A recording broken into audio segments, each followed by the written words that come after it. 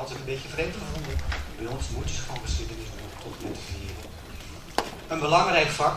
Of het ook belangrijk is op deze school vanwege het feit dat 2 van de 3 schoolleiders zelf historici zijn, dat weet ik niet. Misschien dat het een rol speelt. Een ervan is zelfs gepromoveerd, ik dus niet, anders zou ik het niet zeggen. Van harte welkom.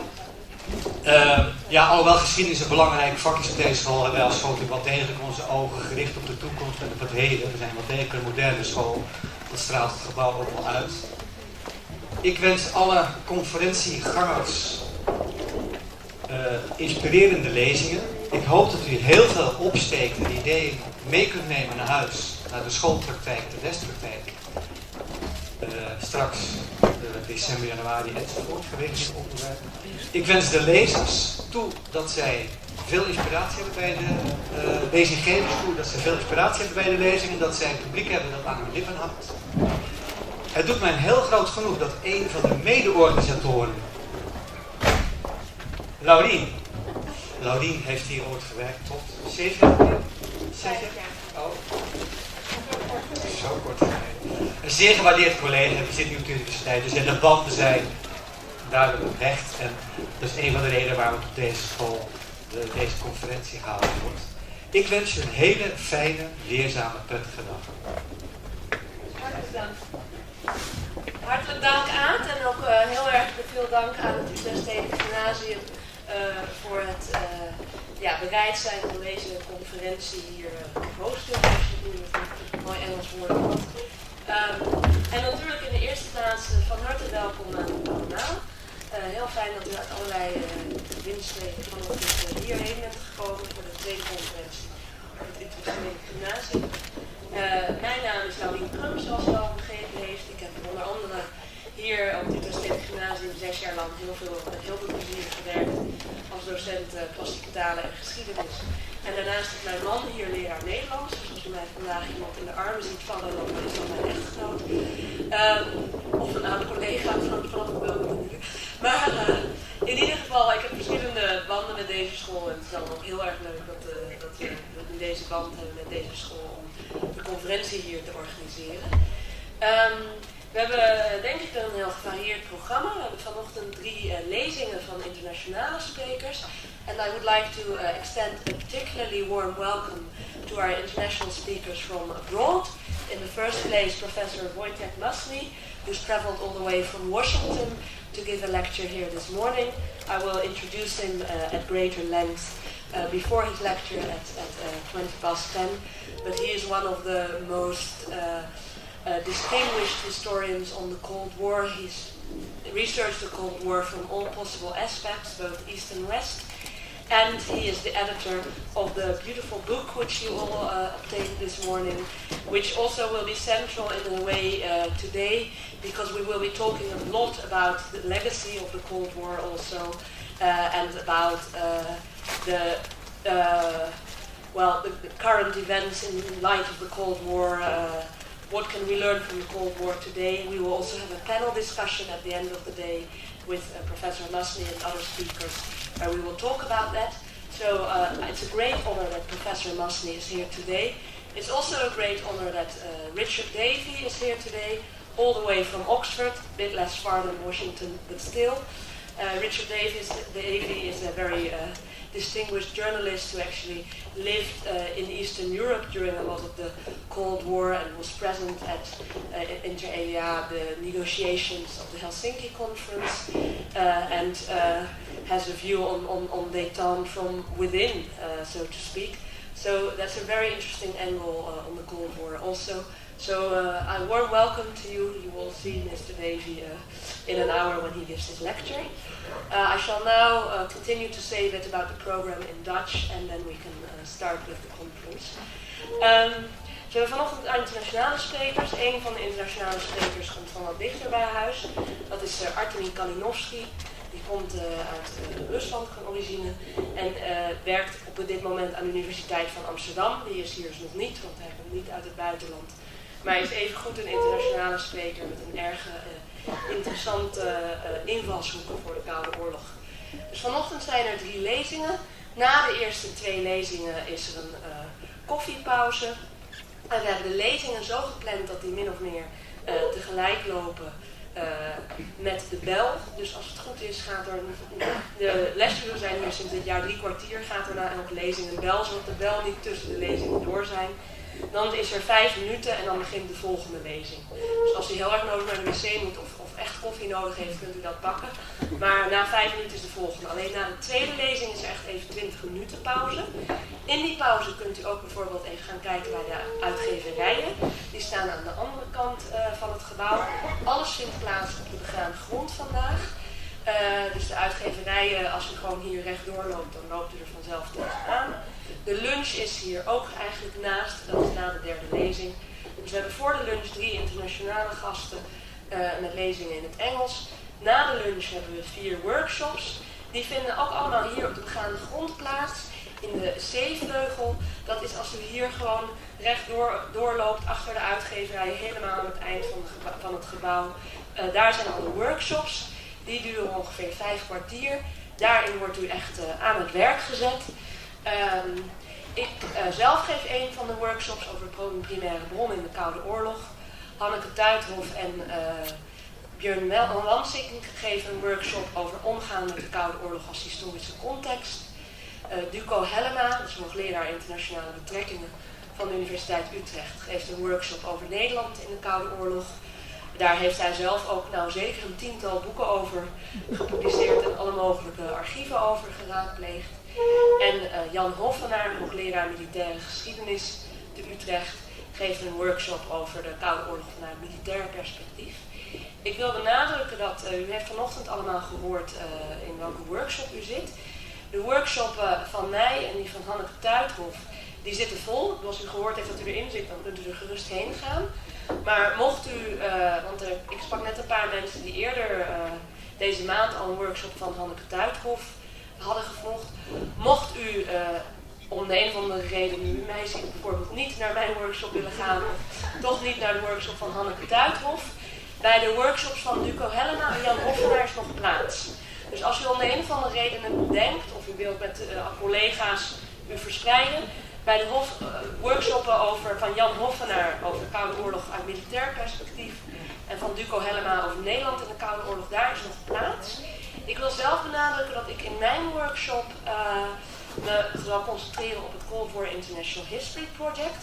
Mochten sommigen van jullie vorig jaar de workshop van Judith Roesing hebben gevolgd over de Koude Oorlog en primaire bronnen, dan zult u wat overlap vinden, want Judith Roesing heeft inspiratie voor haar workshop opgedaan in een conferentie die ik 2,5 jaar geleden heb georganiseerd. Dus het is niet zo dat ik haar workshop nu plagieer, maar dat ik op haar heb gewerkt met een conferentie die over primaire bronnen ging en dat er dus wat overlap zou kunnen zijn.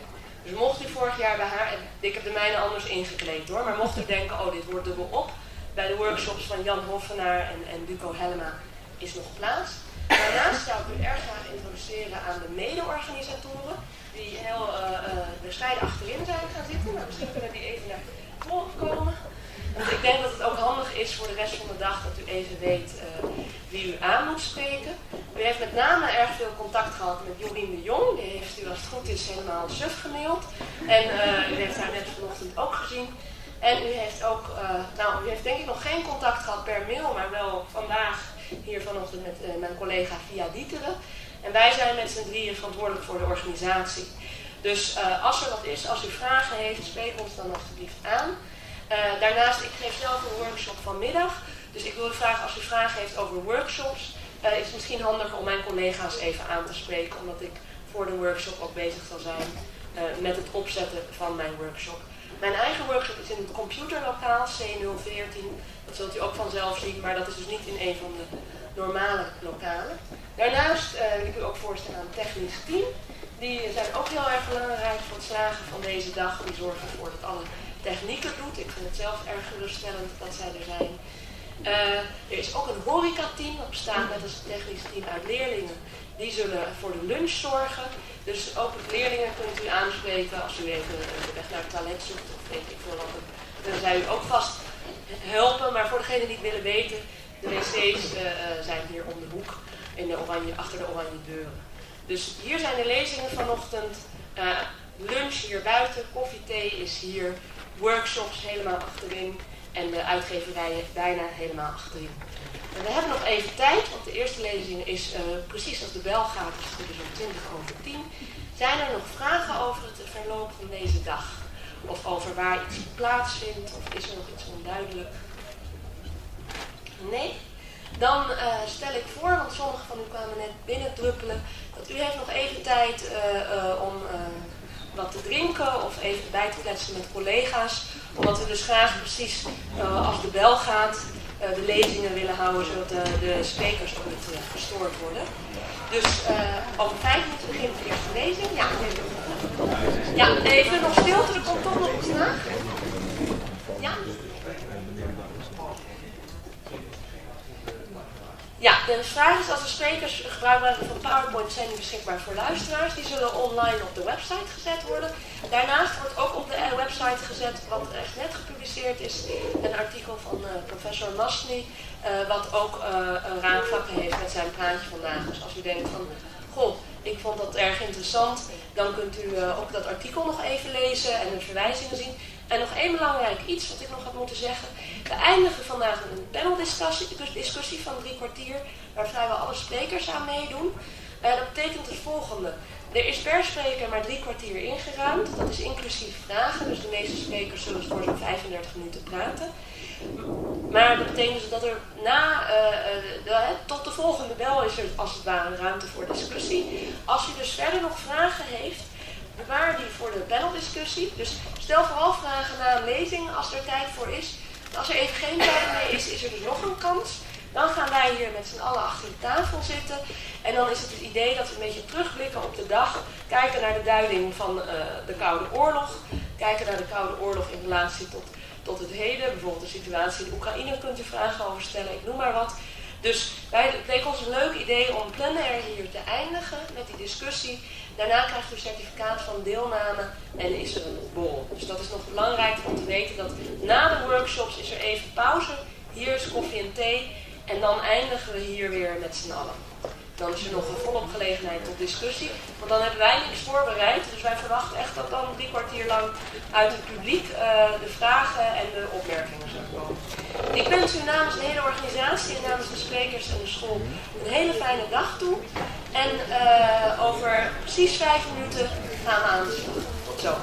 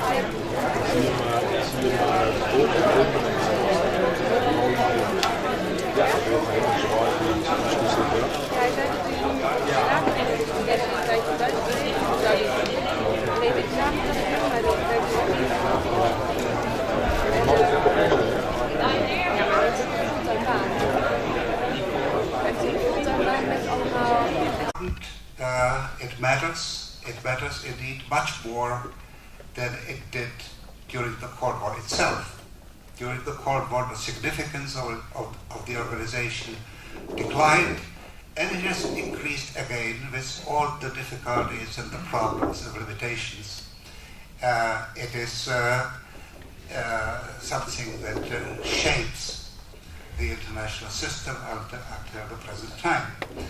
Here I would also emphasize that when we speak about the United Nations, we should not just talk about the Security Council and its functioning and malfunctioning, but also about other so-called specialized agencies and institutions connected with the UN that are enormously important. I'm thinking here about the WHO, the World Health Organization, FAO, the Food and Administration Organization, and institutions connected, although not part of the UN, such as the World Bank and the International Monetary Fund.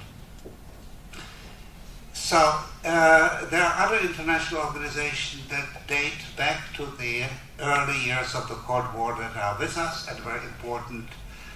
Above all, NATO, the longest lasting military alliance that was created in response to a very unusual, specific historical situation in the aftermath of the Cold War, when a rising empire, which is no longer with us, namely the Russian or Soviet Empire, presented a threat, or perceived threat certainly. And the organization that was created at the time proved remarkably adaptable and is with us until the present day. When we get to the end of our discussion, we'll try to connect perhaps more with some current or recent events.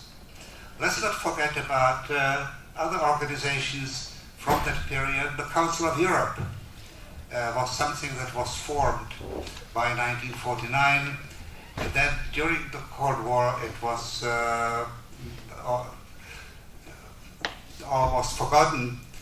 And of course, once the Cold War ended, its importance again increased, and one could build on the foundations that were created in the early 1940s. So here, just as an example of institutions that were formed by the early Cold War developments and remain significant. Not only the institutions, but also some of their accomplishments, some of their products.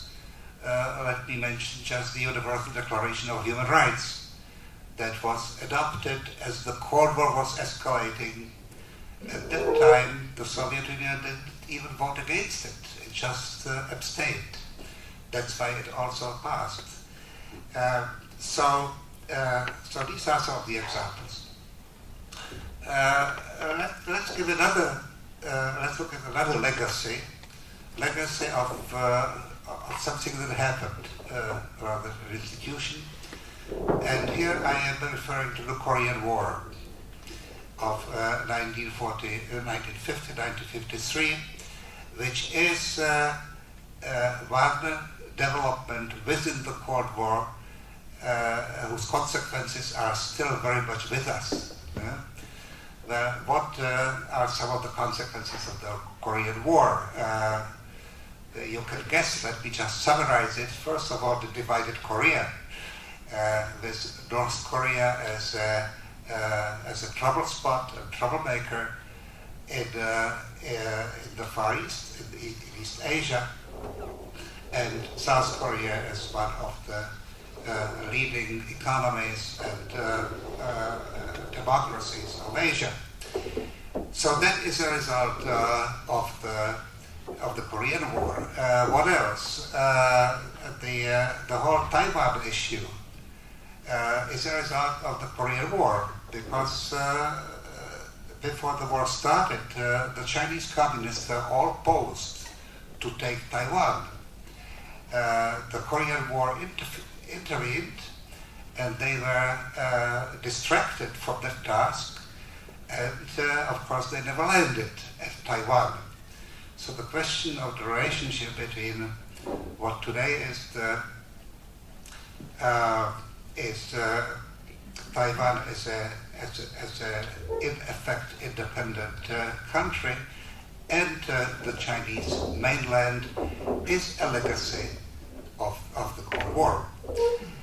You might say that the delay in the normalization of relations between the United States and China is very much a result of the Korean War as well. Of course, the two countries fought each other in Korea, and something that could have happened earlier was delayed until 1970s, when China and the United States normalized their relations. Let me mention a fourth aspect, perhaps. I mentioned NATO earlier. NATO was founded in 1949 mainly as a political organization. It did not have much military substance at the beginning, but once the Korean War started, NATO became an effective military structure, which it has remained ever since. So that would be another legacy, the legacy of the Korean War. Another one of the early Cold War years, the legacy of nuclear proliferation. And I would add to it nuclear proliferation and its containment. But what are we talking about here? We are talking here about nuclear weapons that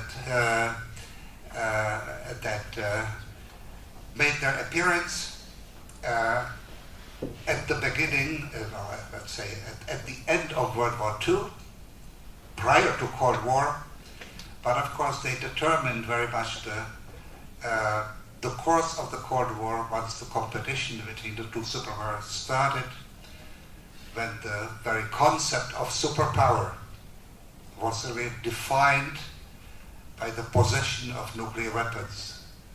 You can say the superpowers were the countries that had oversized nuclear arsenal, much bigger than anyone else, and it was something that mattered at the time, determining their stature and political position, political influence.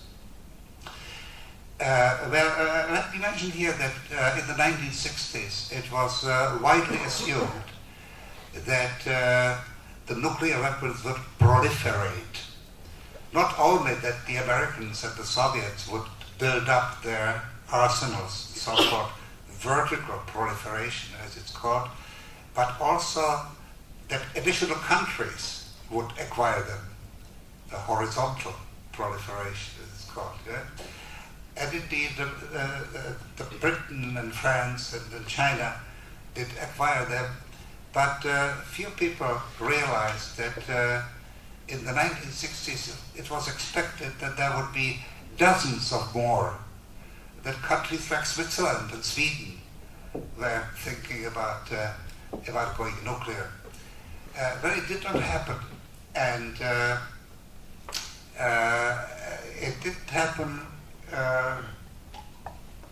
because of the signing of the Non-Proliferation Treaty in 1968, to which most countries that could go nuclear adhered. At that time, the treaty was regarded as very unsatisfactory because it did not stop the United States and the Soviet Union from building up their nuclear power. But we know that after the Cold War ended, their particular arms race did end. Yeah? But more importantly, the expectations that additional countries would want to acquire nuclear weapons simply did not materialize, or certainly not to the extent it was expected. India and Pakistan, yes, they did. Libya and Syria tried, but they didn't succeed. Now we have North Korea, and in my opinion, it is just a question of time that this problem will go away, because Korea one day will get united. I don't know how, but it will. And the problem will be contained. As far as Iran is concerned, I'm not in a position to predict what will be in the news next week or next month, but I'm rather optimistic that the problem will be resolved. So the nuclear proliferation and its containment, with the help of the NPT, the Non-Proliferation Treaty, is one of the important legacies of the first half of the Cold War, as is, I would say, another international treaty of that period, the Nuclear Test Ban Treaty, which resulted in the cessation of nuclear tests in the atmosphere and in the sea. Let me just mention briefly some of the important developments in the second half of the Cold War that remain an important legacy of it. We have the Conference on Security and Cooperation in Europe, the CSCE, or the so-called Helsinki Conference, which resulted in the Helsinki Agreement of 1975, at that time regarded as a rather secondary development. Everyone was concerned about arms control, about the limitations of nuclear weapons. That was important at the time. Now, when we look at it, what really mattered more in the long run was what happened in Helsinki. In what way has it been significant? Well, first of all, the CSC the Conference on Security and Cooperation in Europe, transformed into the OSCE, Organization for Security and Cooperation in Europe, is an important international factor. I wouldn't exaggerate it, but it has significance, particularly in such issues as the supervision of political developments, particularly elections in countries in crisis. We know that in the current crisis in the Ukraine, the OSCE was very much involved in supervising how election went in the separatist part of the country and in the rest of Ukraine. So it's an organization that matters in its own particular field.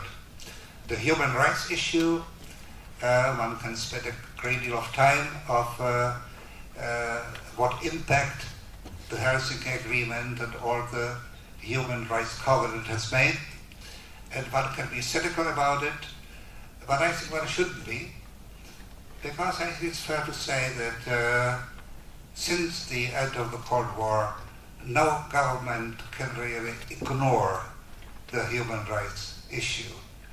That doesn't mean that it will honor the obligations under the covenants, but it is an issue that cannot be ignored, and the way it used to be in the olden days. And it is a legacy of Helsinki, which is certainly not unimportant. I would say that the second half of the Cold War was also a decisive development in the evolution of the European integration, where, as you know better than I do, the European integration idea dates back into the interwar period, if not before. And but the Cold War was an important, if not indispensable, catalyst of European integration, which started particularly advancing in the 70s. The member countries at that time of the European Community were instrumental in the way the CSC led to the Helsinki Agreement. The European Community at that time also adopted or made, let's say, affirmed the principle that the membership in the community is a principle open to any European country, which was a remarkably far-sighted position, considering that most of Eastern Europe was under Soviet control, and nobody would dream that they would ever join the community in the foreseeable future. But in principle, the organization was ready So what I'm really saying that while the Cold War was still on, the European community was prepared institutionally and procedurally for admitting the countries that were still part of the Soviet Empire. So in that sense, the EC was looking beyond the Cold War. And of course, we know that eventually they were admitted. I want to single out another important development of the second half of the Cold War that looked beyond the Cold War, and that was what happened in China in 1978-79 with the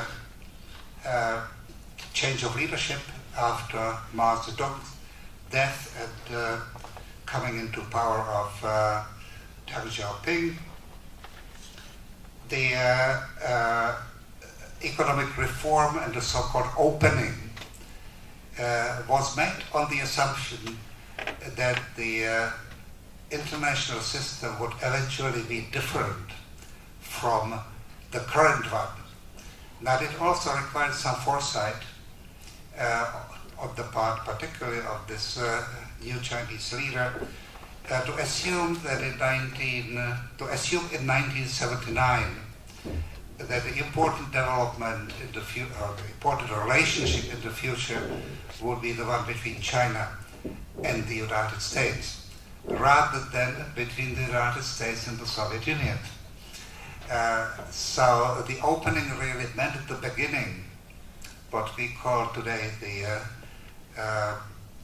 interdependence of China and the United States, a remarkable relationship which, in my opinion, with all the, despite all the tension that it is producing, prevents the possibility of a confrontation. So that again is rooted in 1979, but both the economic takeoff and the opening to the world of previously closed China started. Now, coming to an end, let me mention to you something that I think is very important to realize. As the 80s were coming to an end, in the middle, let's say, the middle of the 1980s, there was something that some historians would call the Second Cold War. So there was an increase in tension between the two superpowers, and then, of course, there was a growing concern that that things might get out of hand, that the nuclear stalemate might not last, that it might lead to war accidentally or inadvertently or deliberately, whatever. You had the peace movement in Western Europe. So it was a period of great tension, certainly not anticipating what was going to happen, namely the end of the conflict. So by the mid-1980s, the end of the Cold War was not generally expected, just the opposite, that it would continue and hopefully be stable, but it was by no means certain.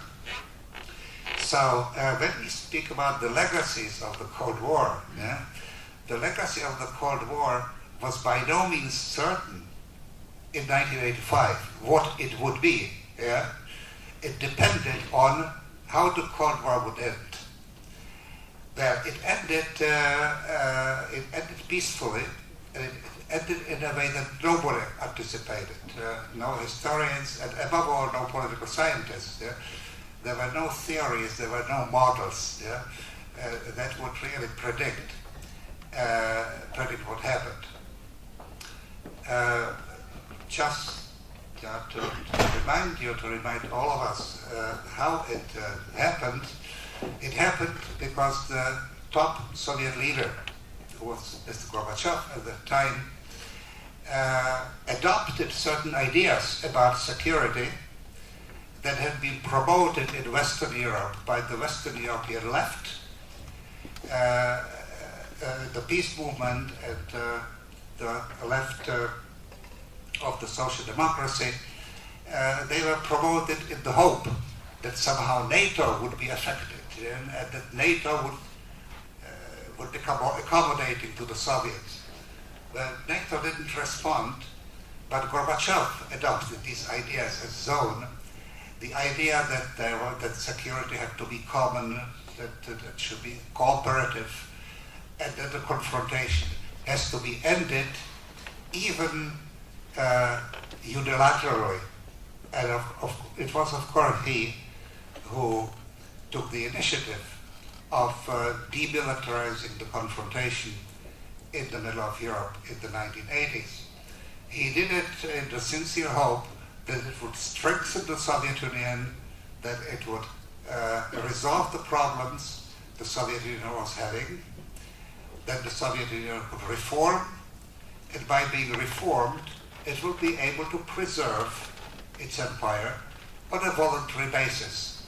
The East European peoples will be grateful for the reforms that have been initiated, and not only would it be preserved, but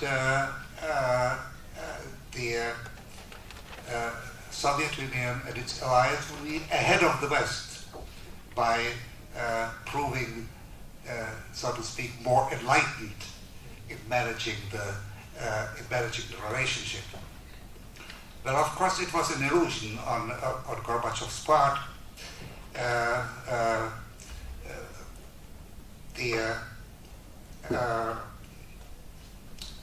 What happened in 1989, 25 years ago, the breach of the Berlin Wall and the disintegration of the Soviet Empire in Eastern Europe was something that was completely unexpected. I would also say, that is something but generally down, that a lot of it was accidental. The breach of the Berlin Wall was an accident, when a German official, East German official, mismanaged information that he received about whether the border should be open to traffic, to visitors, and under what conditions, and then things got out of hand, and the wall was broken, and that had what we call sometimes the domino effect in other countries of Eastern Europe. Now, what should be, I think, remembered from this period as its legacy that has affected the development since. The legacy of the period from 1989 to 1992. Those 2 years were very important. That are the years between the fall of the Berlin Wall in 1989 and the disintegration of the Soviet Union at the end of 1991, which, let's not forget, coincides by a day with the integration of Europe, with the transformation of the EC into the European Union. The European Union was officially inaugurated at the beginning of 1992.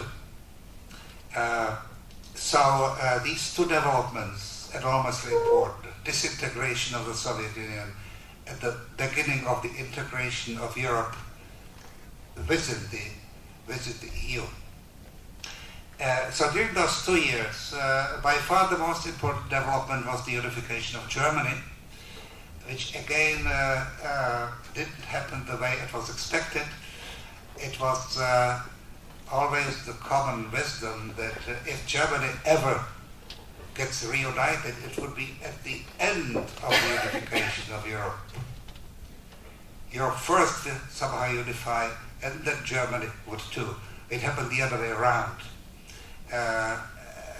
The German unification was first on the agenda, and the unification of Europe had to wait. I mean, the East European countries were not admitted into the EU until the 21st century. that the unification of Germany was important in obvious ways. It was a Germany that was no longer the kind of a threat that it used to be in the past, and that some people still feared it would be. It was not that kind of a threat because of its voluntary integration into the European institutions, but more than that, because of the very radical change of political mind, when Germany became one of the most Pacific countries in Europe and had reached the conclusion that from the past the relations with its neighbors must be based on the recognition of mutual interests.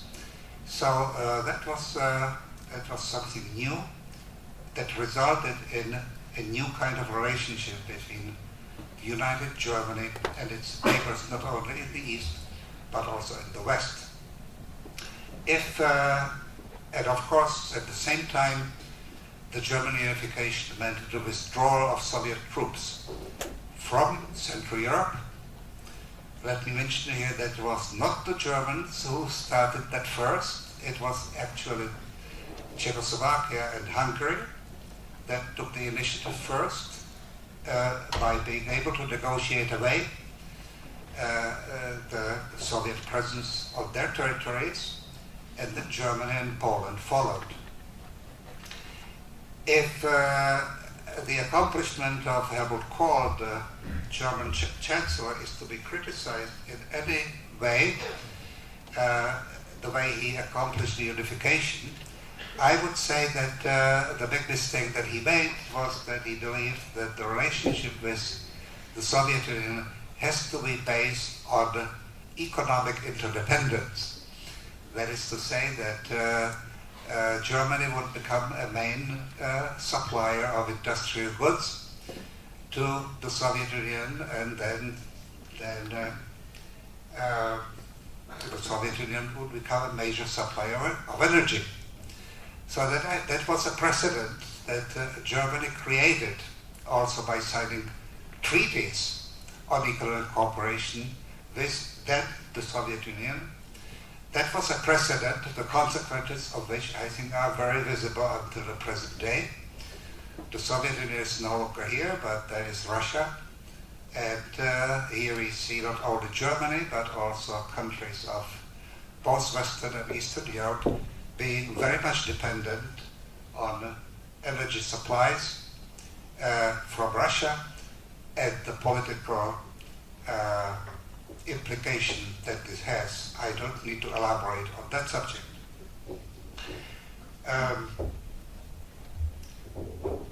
Now, as far as the end of the Cold War is concerned, I would argue here that with the end of the Cold War and the disintegration of the Soviet Union, a new division, a new dividing line emerged after the rest of Europe had become unified. Let me explain what I mean. Once the Berlin Wall went down,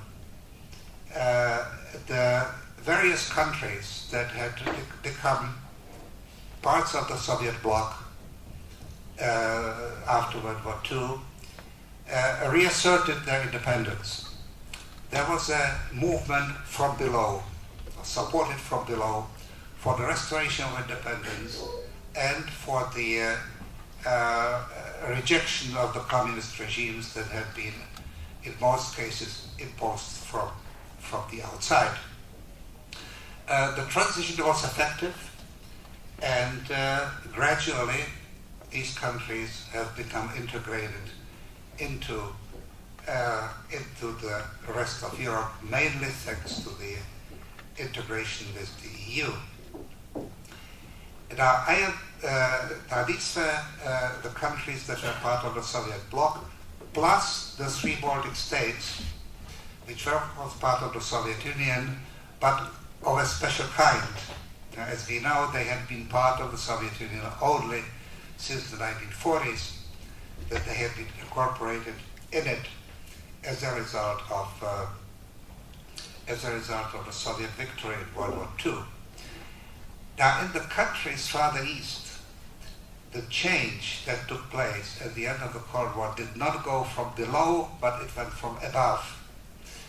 At the end of 1991, the representatives of the different republics of the Soviet Union met in a forest near the Polish border, and the decision that they made was that the Soviet republics would be transformed into independent sovereign states.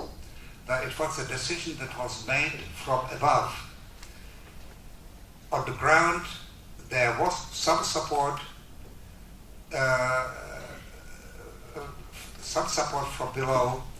In some countries more. There was a supporting movement in Ukraine, for example, in some of the Caucasian countries, hardly any in Central Asia.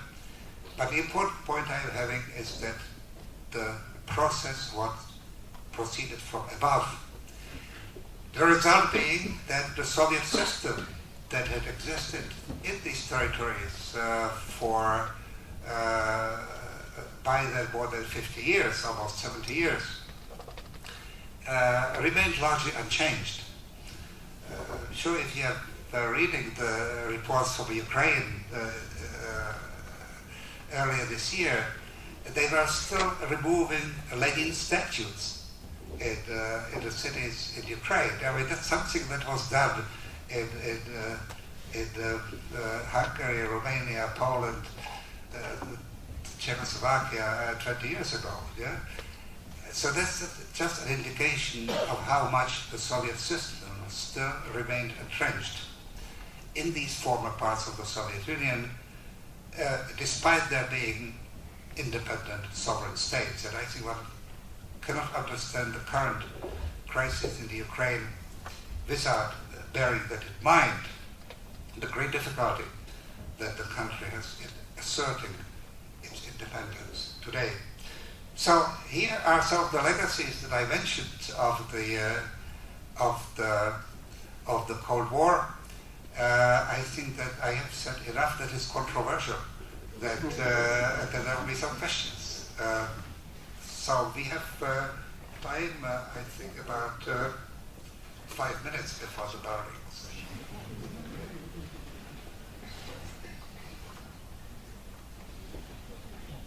So while you think of your questions, because it would be nice if you had a couple of them, I would like to thank Professor Masny very warmly for another fascinating talk, which I think also is a lot of food for thought and a lot of food for discussion made today in the panel discussion. So I'd like to have a big warm of applause for Wojtek Masny.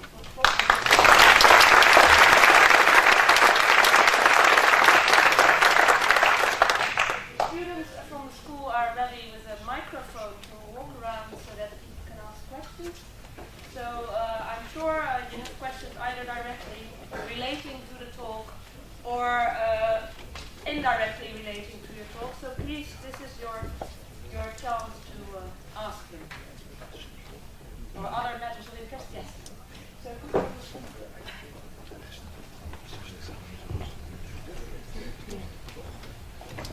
Yes, I was wondering, you contribute the end of the Cold War solely to Gorbachev and there's an intention to adapt the strategies of the left-wing peace movement. But don't you just, in that analysis, neglect the role of President Reagan, perhaps? He was, of course, hated here, but when we look back, we see that he quickly responded to the moves Gorbachev made, and also the Soviet Union was put under pressure by the arms expenditure of the United States, and also Gorbachev is solely one person, so I think he couldn't make those decisions in the Soviet Union just by being one person.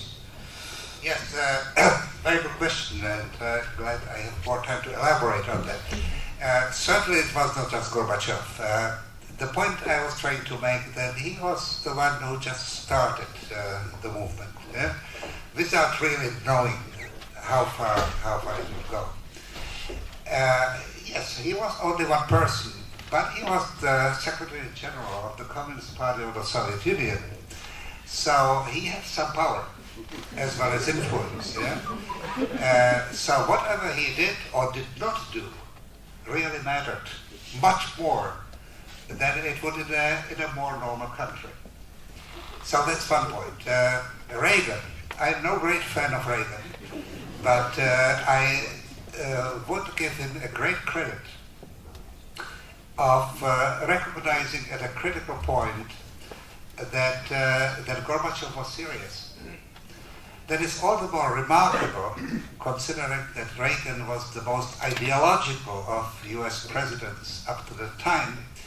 And nevertheless, he sort of intuitively, rather than rationally, I think realized that that he and this communist guy had something in common. For one thing, what they had in common was they were both nuclear abolitionists.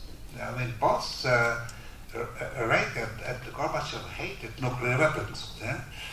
And as you may know, at Reykjavik when they met, they came close to an agreement about starting removing nuclear weapons from Europe. Reagan's advisors were appalled when they heard that this might be happening. So yes, Reagan contributed, and I would certainly go farther and say, well, what about the people? They played a role too, particularly in Eastern Europe. In Poland, the solidarity movement, which reasserted itself in 1989, went far in destabilizing the communist regime in Poland. Then I mentioned the breach of the Berlin Wall. Yes, it was accidental, but once it happened, the popular movement in East Germany were not only important, but they were really critical in making sure that Germany would be unified from below and according to the preferences of the majority of the people. Well, there were various ways, various discussion of should there be a federation, how long should it take. Once the elections took place in East Germany in March 1990, the first at last free elections in East Germany, it was clear that what the East Germans in the majority wanted was to become part of West Germany. And that was popular will that nobody could resist. So this certainly what needs to be added to sort of qualify the role of Gorbachev. But I think a final word, Gorbachev's main contribution after starting this whole movement, his main contribution was not his action, but his inaction. That is to say that at a critical point, when the Soviet Union was still in a position to use force to suppress these movements in East Germany and elsewhere in Eastern Europe, he didn't do it. Now that was something that runs counter the realist theory of international relations, that states defend their vital interests, if necessary by force. So here there were the vital interests. The Soviet state, its future was at stake, and it failed to defend its vital interests. So there is something wrong with the theory, certainly. And Gorbachev, as I said, made a difference by not what he did, but what he did not do.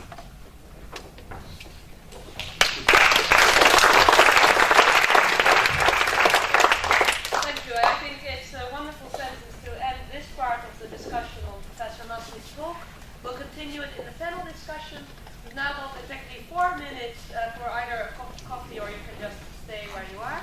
And at exactly 10 past 11, Richard Davies from the University of Oxford will start with his talk.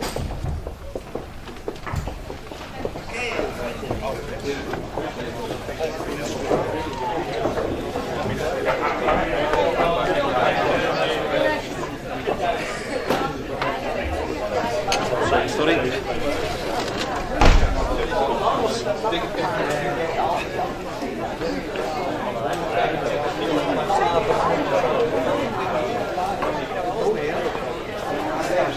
Mij afgelezen, al met Skype en zo.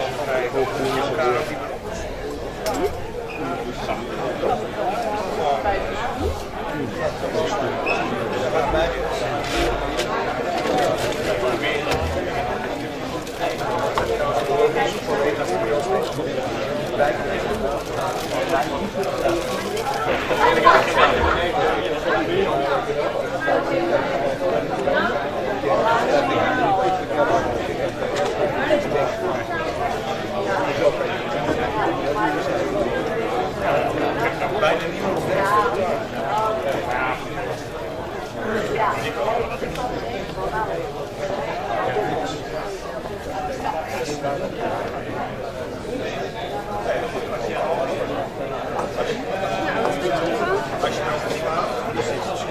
Het is interessant. Het is een amazing village all over the place. Die aandacht voor straf. Ja, want het is, kijk, ze hebben mij ook heel erg oh ja, dat klopt. Dus het is allemaal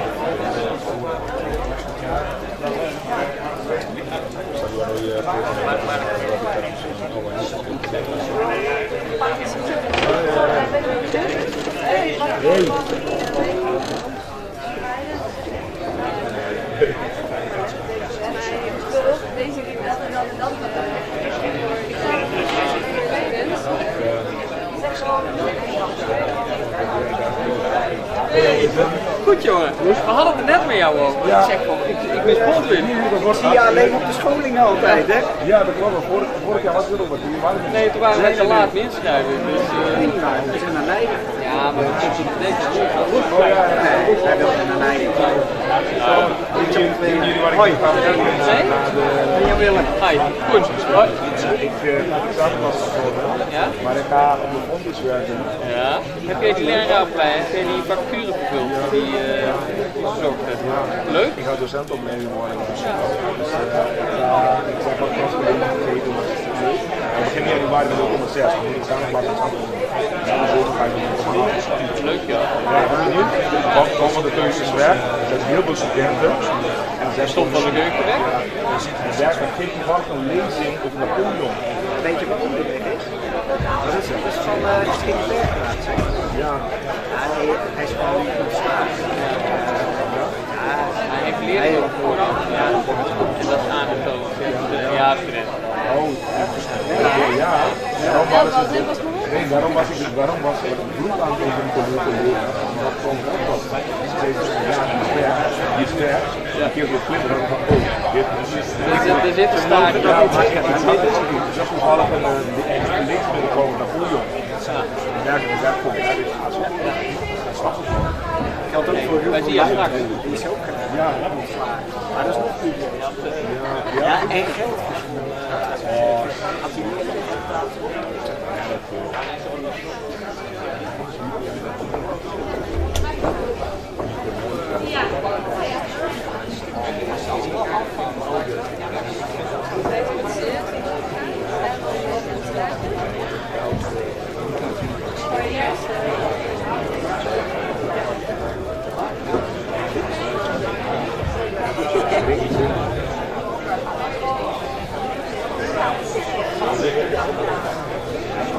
Okay, welcome back everyone.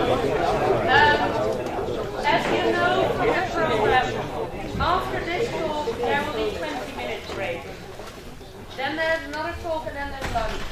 So if you're in desperate need of coffee or you want to see publishers or have a chat, there will be more time after the talk. to introduce Richard Davin from St. Anthony's College at the University of Oxford, where we met several years ago when I was working there myself.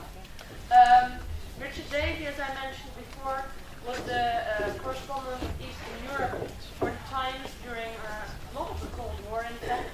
So what we can expect is a kind of inside story on détente, but also Richard Davin published a book on détente quite a while ago. So we are looking forward to hearing Richard's perspectives on détente. There will be perhaps a couple of minutes for discussion, but again, more of the discussion can take place later today. So, Richard, the floor is yours. Thank you very much. Thank you very much, Jill.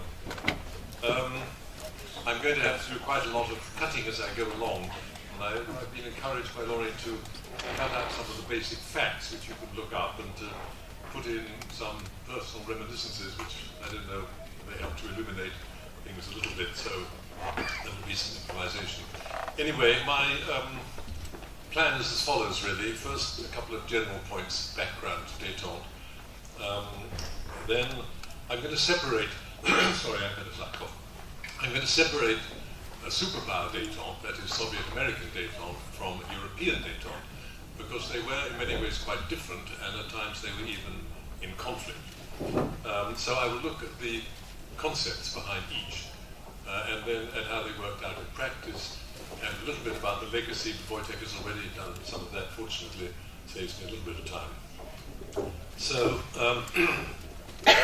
first background point is that détente, although it became the policies of a number of governments, was extremely controversial at the time.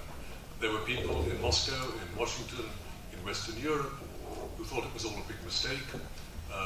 Brezhnev, who was the main proponent of détente in Moscow, had to fight for it sometimes against people who wanted to maintain the revolutionary ideology, who were afraid that giving up the sense of the Soviet Union being surrounded by enemies, which justified internal control, justified control of Eastern Europe, it's quite dangerous to give that up.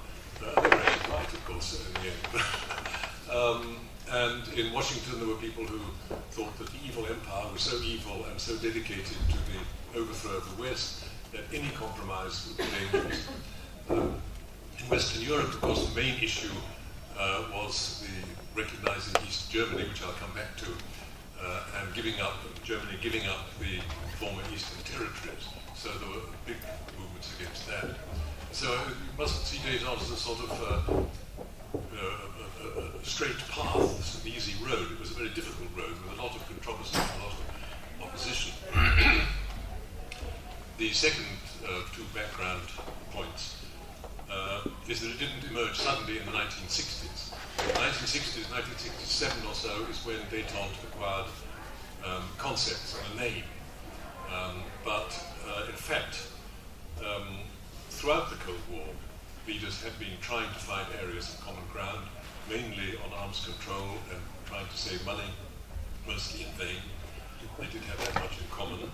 In fact, there were, I think, more than 20 summit meetings in the course of the Cold War, but none of them until the end really overcame the conflict. So at the request of I put in one or two personal reminiscences, and I think this may help to show how difficult it was to find compromises in the early days of the Cold War. I happened to meet Nikita Khrushchev in the United Nations when he came to the United Nations in 1960. There was the famous incident, which is much talked about, when he banged on the table and waved his shoe in the air, or banged with his shoe and waved his fist. There are different versions. I think I saw him wave his shoe in the air, but there we are. He was very angry about things that were being said on the platform. And so I met him at a reception afterwards, and I was very struck by how ideological his response was. He didn't, he saw me as not as a person, but as a representative of my class. And I was introduced to him. He was quite small and fat. In fact, he was 1 meter 60, and I'm 190. So, and he was sort of looking up at me like this. And he stared at me for a while in silence, and then said in rather bitter, envious tones, "Capitalists eat a lot of vitamins."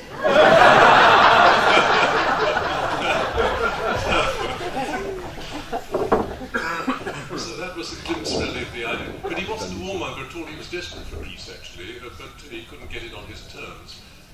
very hard. One of my favorite accounts of him is when Fidel Castro said that if the United States attacked Cuba, the United States should launch a nuclear attack on the Soviet Union. And Khrushchev replied, saying, in effect, we are not fighting capitalists in order to die. So he was not unreasonable. So anyway, that by way of background, I think we now hurry on to 1967, when détente became official NATO policy with the adoption of the Harmel report. And what that said was that military security and a policy of détente are not contradictory but complementary. In other words, that Western security was to be based not just on military containment but on some form of political relationship with the Soviet bloc. A two-track policy, in fact, combining. Many people found it very difficult to understand because you were trying to cooperate and talk at the same time as confronting these people. So, as I mentioned, I will separate superpower détente and European détente, and if you do that, you come to four main concepts of what détente was supposed to be about. Firstly, the American concept of superpower détente, worked out by Nixon and Kissinger from 1969. In the same period, you get Moscow's concept of superpower détente, promoted mainly by Leonid Brezhnev, who became leader in '64. Then we move to Europe, and we get Moscow's concept of European détente, which is somewhat different, similarly promoted with actually great passion by Brezhnev. And finally, West Europe's concept of European détente, which was much more complex and controversial. This is, of course, a great oversimplification. With each category, there are lots of differences, divergences, variations, and so on, but I think it'll have to do with a somewhat oversimplified framework of this talk. So, starting with the American concept, Nixon and Kissinger were facing a Soviet Union which had achieved virtual parity, nuclear parity, and had achieved the ability to intervene in distant areas of the world. So they saw it as their task to, as they described it, manage the emergence of Soviet power, not just by military means, which had become more dangerous, but also by engaging politically and offering incentives for restraint, that is, a system of sticks and carrots. Kissinger tried to bring some intellectual coherence to this policy. He said the challenge of our time is to reconcile the reality of competition with the imperative of coexistence. By acquiring a stake in this network of relationships with the West, the Soviet Union may become more conscious of what it would lose by a return to confrontation. He didn't expect to change the basic motives. He regarded the Soviet Union in terms of realpolitik as another great power with which one had to negotiate for a long time. He didn't want to criticize their internal affairs, and this, of course, is what ought to raise human rights issues, and this, of course, is partly what set him aside, set him apart from the Europeans. And now, very quickly, the Soviet view of détente, which also responded to the new correlation of forces. Moscow saw détente as imperative because it said a new correlation of forces has been achieved by the rising military power of the Soviet Union. To that extent, they saw it the same as Kissinger. Brezhnev said, now the leaders of the bourgeois world can no longer seriously count on resolving the historic conflict between capitalism and socialism by force of arms. Military parity would bring political parity and bring Moscow to the top table in international affairs, which is what meant actually a great deal to them. One of them said, leader said, what we want is equality, we want the status of equal rank. This was hugely important to them. But they were remarkably open about their aims, and I was always surprised that they were accused of duplicity, because they were very open. They said in 1956 they had adopted the doctrine of peaceful coexistence. This was to replace Stalin's belief in the inevitability of war. But peaceful coexistence did not mean ending the class struggle, nor ending support for liberation movements in the colonial world, which they expected to fall into their laps. They mostly thought that the former colonies would become socialist, and some of them did. So they regarded history in terms of Marxist theory as an irreversible journey towards socialism and communism. And what their job was to prevent the Americans from stopping the unfolding of the historical progress of socialism. But Brezhnev said détente is not in the slightest abolished, nor can it alter the laws of class struggle. We make no secret of the fact that we see détente as the way to create more favourable conditions for peaceful socialist and communist construction. Yet he also wanted to combine this with, this is really where it was a fatal flaw, I suppose, with some accommodation with the West, and he wanted to save weapons on arms, totally failed to do so, and constantly lamented the need to spend money. He said the military keep asking for money all the time. Should I give the military 140 billion or 156 billion rubles? And I do give them money again and again, money that disappears. So you can regard him either, as people did in Washington, as a hypocrite who was talking about peace while building up weaponry, or you can see the kind of inexorable pressure of military build-up, who kept saying we have to keep up with the Americans, and that Brezhnev was in part perhaps a little bit the sort of helpless spectator of this build-up, but I don't think so, because he tended to believe that you can negotiate best from strength. The high point came of superpower détente at the summit meeting of 1972, when Brezhnev and Nixon signed this agreement on 12 basic principles of relations, which created an illusion of much greater agreement than actually existed. I'll just read you two tiny excerpts from there. The US and the USSR will proceed from the common determination that in the nuclear age there is no alternative to conducting their mutual relations on the basis of peaceful coexistence. And secondly, and this caused a lot of problems, both sides recognize that efforts to obtain unilateral advantage at the expense of the other, directly or indirectly, are inconsistent with these objectives. Which sounded very nice, but of course neither side was actually going to give up seeking unilateral advantage. Both sides went on doing so, and each blamed the other for trying to gain advantage. Kissinger, just after Nixon, after signing this agreement, went off to Iran, signed an agreement to arm the Kurds against the Iraqi government, which had just signed a treaty of friendship with the Soviet Union. He went to Poland to stir up trouble in the Soviet sphere. He urged an increase in arms, and only a few weeks later, the Egyptians, with American encouragement, sent the Soviet advisors from Egypt, expelled the Soviet advisors. So there was a lot of seeking an advantage on both sides, and of course the Soviet Union went on being very active in the former colonies. And just the second point of misunderstanding was this phrase peaceful coexistence, which incidentally kept trying to get into the Helsinki Agreement and failed. It sounds harmless, but as I explained, it doesn't mean that you give up supporting wars of liberation. In fact, this was emphasized just before the 72 summit by a Politburo member.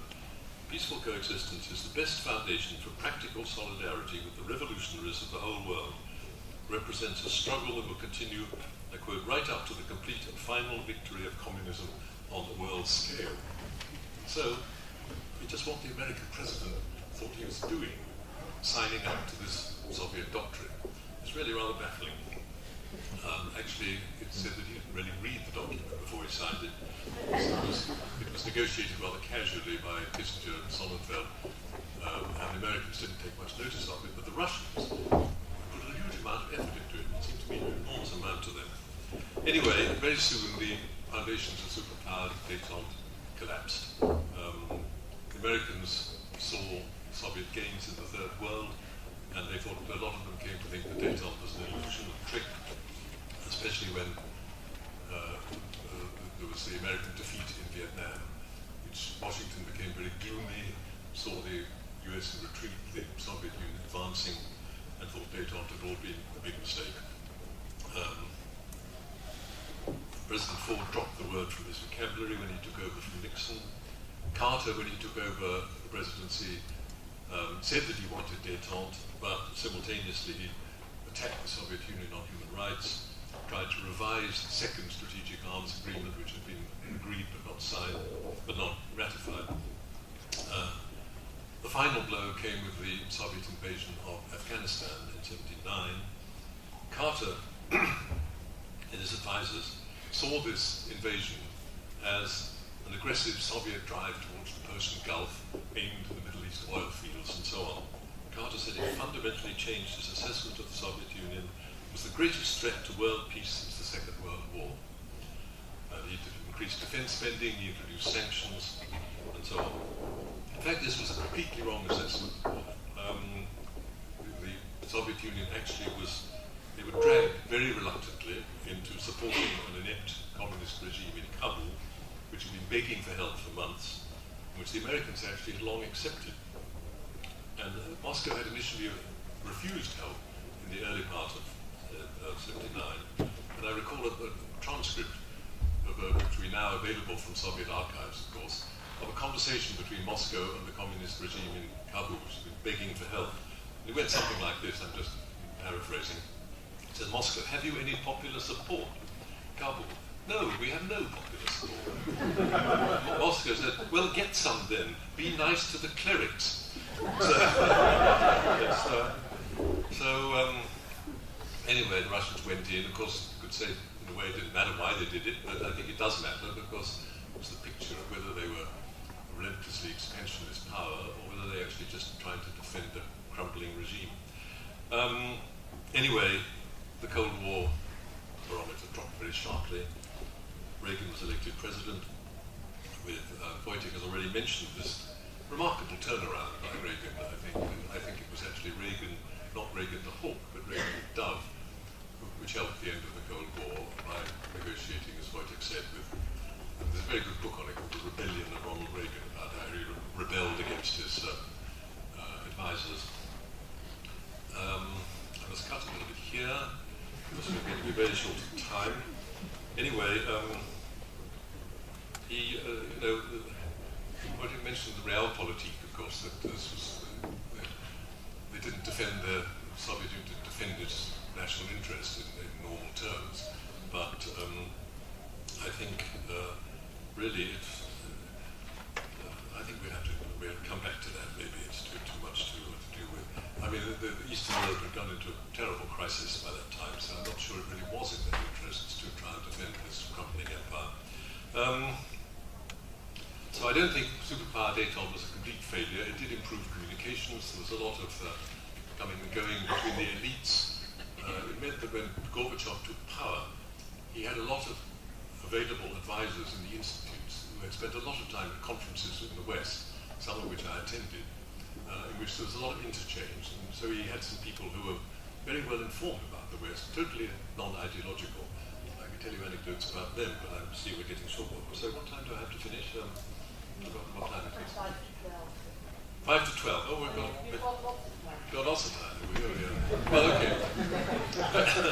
Very briefly, at one of these conferences, we were talking about the supposed achievements of the Soviet Union up to 1977.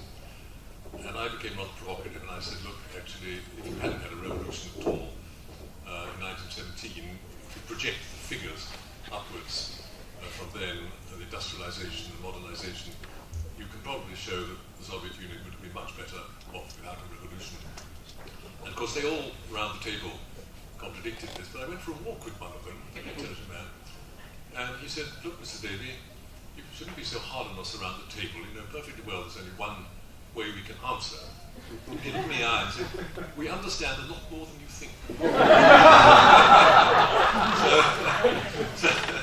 So, I mean, ideology was really crumbling by the late 70s. I mean, belief had really drained away from the system, I think.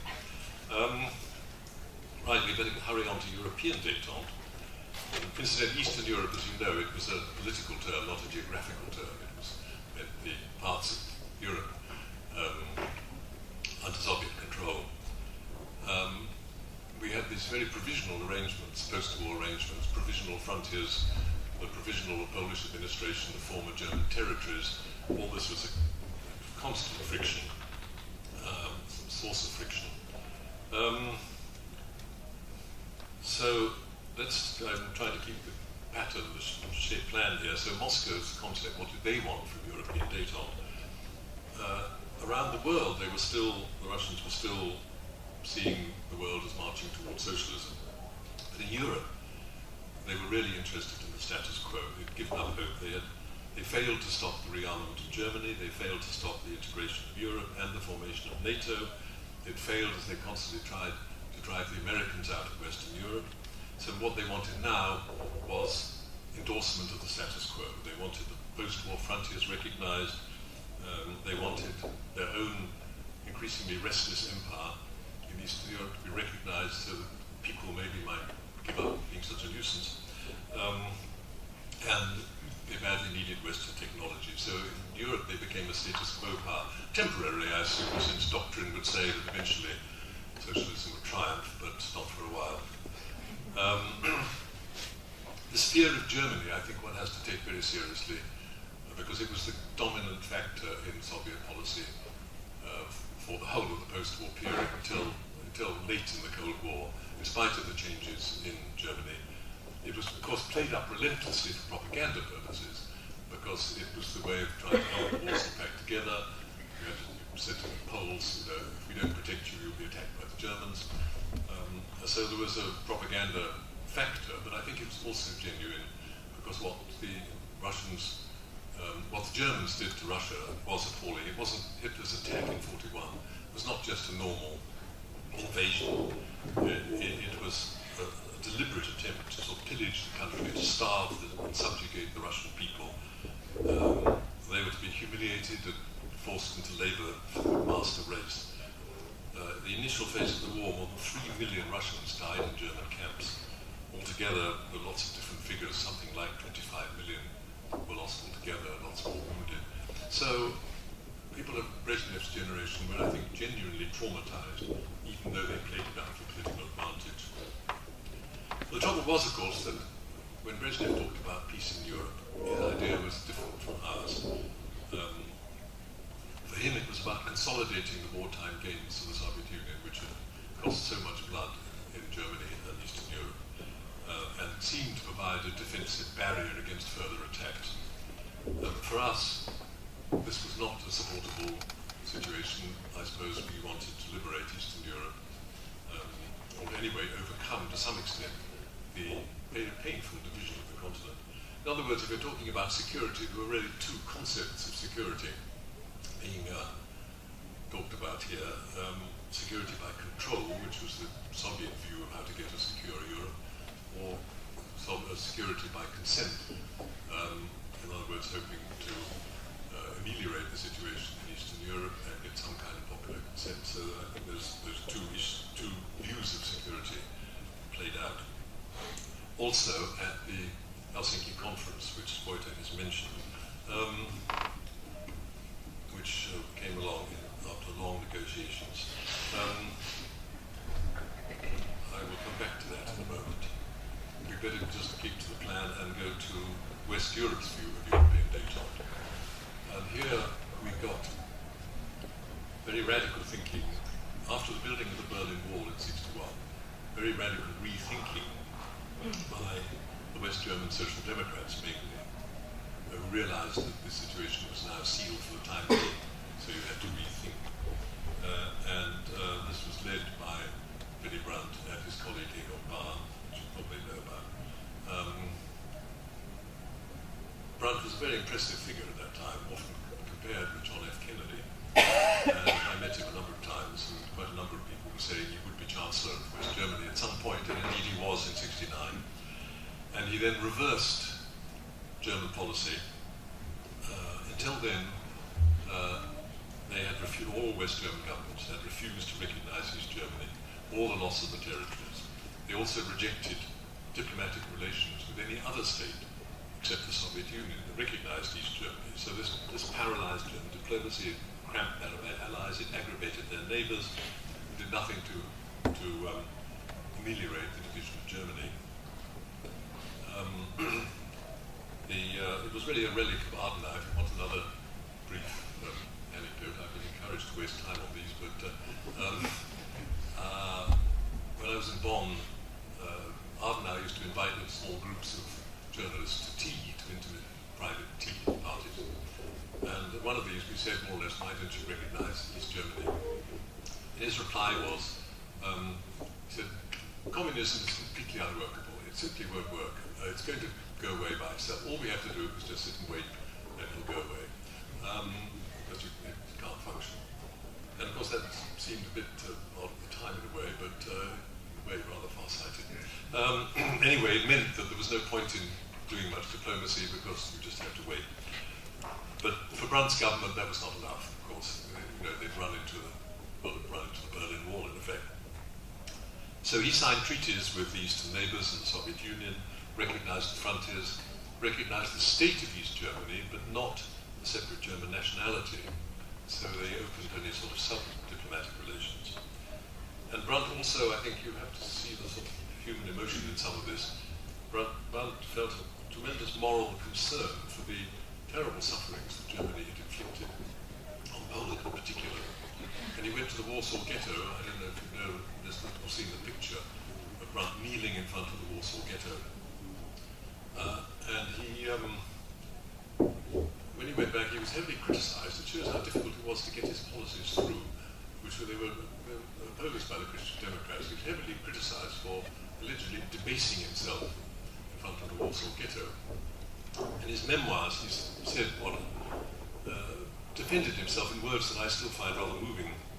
He said, standing over the abyss of German history and under the burden of the murdered millions, I did what people do when their tongue fails them. So he had a difficult time with his détente. So we moved on to the Helsinki conference. Now, I've got a problem with this because I'm a bit obsessive about it, and I've written a lot about it, and I could talk probably for several hours. I think really all I can do is refer you to a paper if you want the details and a story of the negotiations. I published a sort of 10,000 word paper in a journal called Cold War History, which I have on a memory stick, so possibly you could download it or print it out or something. Otherwise we're going to have to spend an awful long time on Helsinki. But I better just say 2 points. In a lot of books you find, instead the picture is that we recognise the territorial and the political status quo in Europe in return for these concessions on human rights.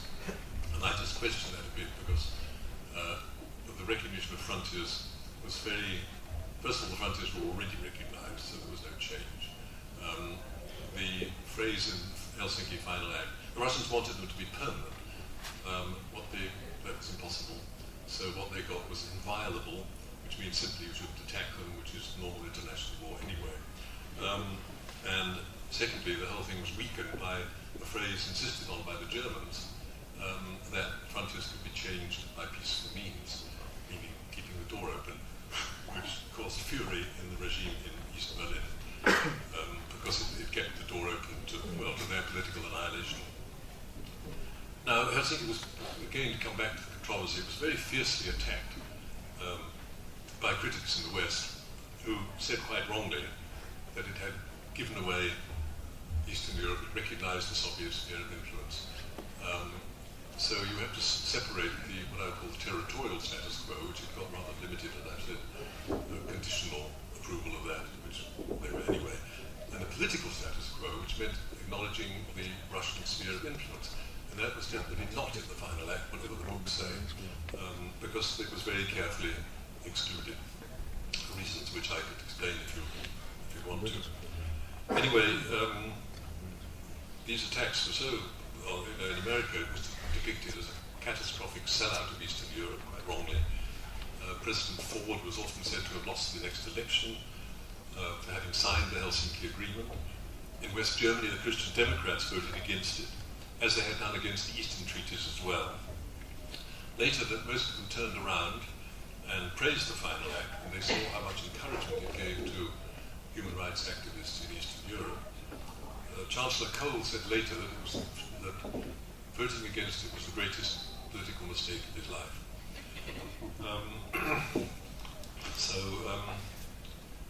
Human rights has already been mentioned.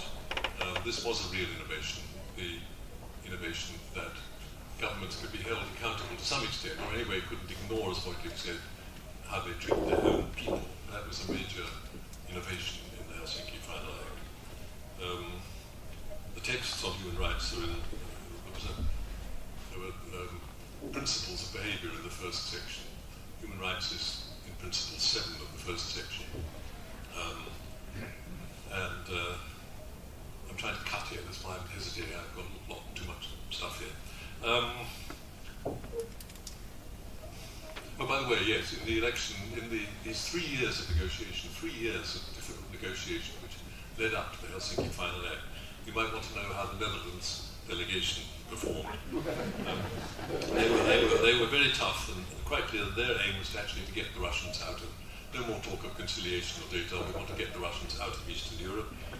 And there was a quote from Prince Henri of Liechtenstein, who was in the negotiations. He said, "We all throw stones at the Soviet Union, the Dutch throw blocks of concrete."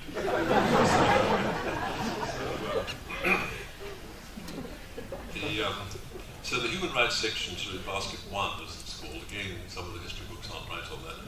But the other aspect of human rights was the practical implication, was in the 3rd section on humanitarian issues. Pages and pages and pages of practical measures. It doesn't actually mention human rights, but these are the, I suppose you can see the implementation of human rights in terms of easing travel, freer movement and contacts individually, collectively, freer and wider dissemination of information of all kinds, which horrified the Russians too. So it was these passages on human rights that made European détente so different from superpower détente. Kissinger was very much against the whole Helsinki project, and all the time until he intervened a couple of times to break deadlocks, I think more in order to get the whole thing out of the way. He believed that human rights had no place in diplomacy. He thought the Europeans were foolish to believe that they could induce changes in the Soviet sphere. At one point, he even colluded with the Russians in trying to push the West Europeans to settle on Soviet terms. When the conference was held up on a minor point of wording, he said, "They can write it in Swahili for all I care." And the British diplomat reporting from Geneva wrote, "I do not think he understands the genuinely idealistic element in the European approach." So anyway, the idealistic West European negotiators actually achieved great success because the Soviet delegation was under huge pressure from Brezhnev to get to a summit conference. And so they made concession after concession after concession. The West European Caucus, they had a new organization called European Political Cooperation, worked very well, and they got support from the liberals as well. So actually, it turned out in the end, I think, that the European idealists were much more realistic than the so-called realists in Washington.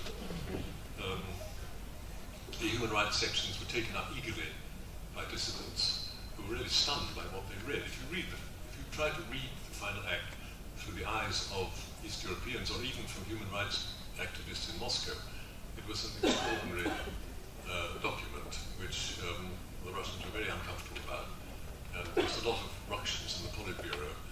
Eventually, Kamiko, whose men had negotiated this very unsatisfactory document, said, "We are masters in our own house. In other words, we can control the fallout." And he was wrong, really. But one point I think it was worth making about the legacy also. The texts, of course, as you probably know, were taken up by the Solidarity movement in Poland, by the Charter 77 movement in Czechoslovakia. But they also contributed to a lot of very serious thinking by some of the leading opposition figures in Eastern Europe. People like Adam Michnik, Jacek Kuron in Poland, Václav Havel in Czechoslovakia. They thought a lot about power, means of getting power, and how to oppose a totalitarian regime. And this did leave a legacy because their discussions and writings did a lot to shape the activities of the opposition and prepare them for quite influential positions afterwards. So you had a lot of sort of mature, thoughtful people, in effect waiting in the wings to take over when the thing collapsed, except in Romania, where civil society had been virtually destroyed and it all went much worse. Then, where are we now? Sorry, what's the time again I have to finish? You've got 10 minutes. 10 minutes. Try that. We tried. There's a break afterwards, so if people want to ask more Yes, questions. okay, yeah. Maybe if you're interested in people, Washington, of course, has been very much against Helsinki, as I said. But after the final act was signed, a delegation of 19 members of Congress, mostly rather skeptical, did a tour of Eastern Europe and the Soviet Union. And one member, Millicent Finnick, who had been a writer on Vogue and was aged 64, a very stately grandmother, an improbable figure somehow, always wore a string of pearls. And in Moscow, she met the dissident Soviet scientist Yuri Orlov. And they had what she described as heartbreaking meetings in small, shabby flats and hotel rooms, hearing the cries of these desperate people.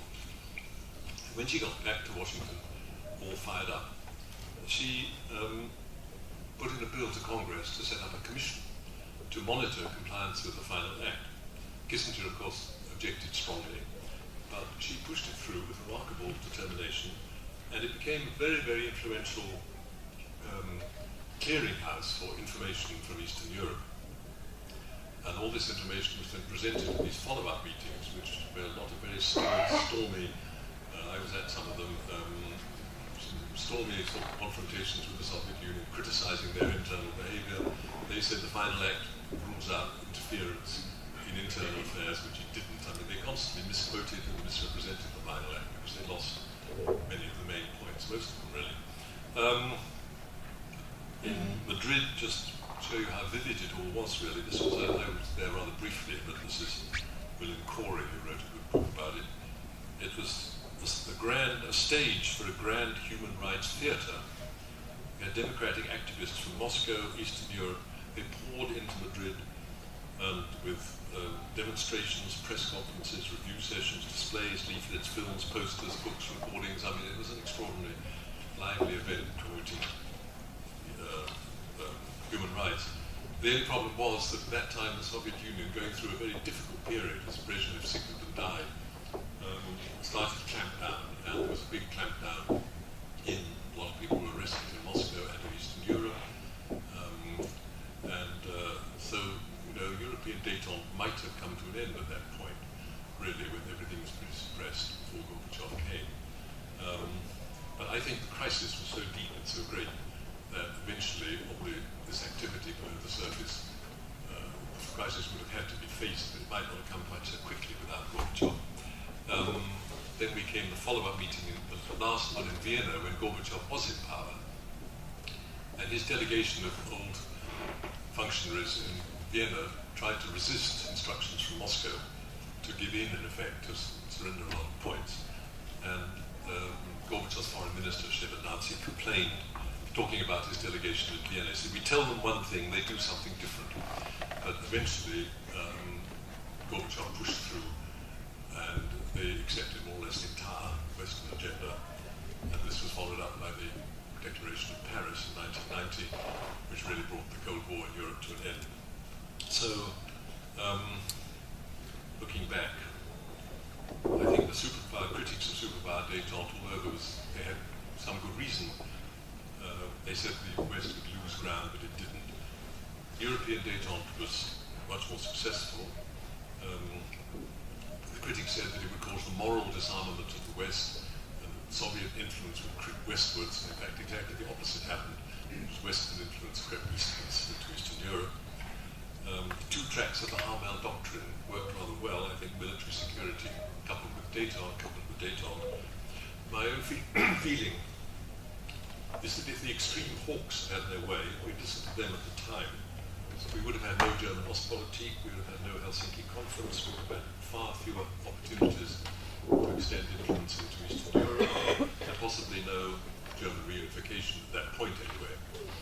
Equally, I think if we'd followed the extreme left into really extensive disarmament, I think the Russians would have been emboldened to take more advantage. So I think the middle, as boring, but the middle way turned out to be the best way.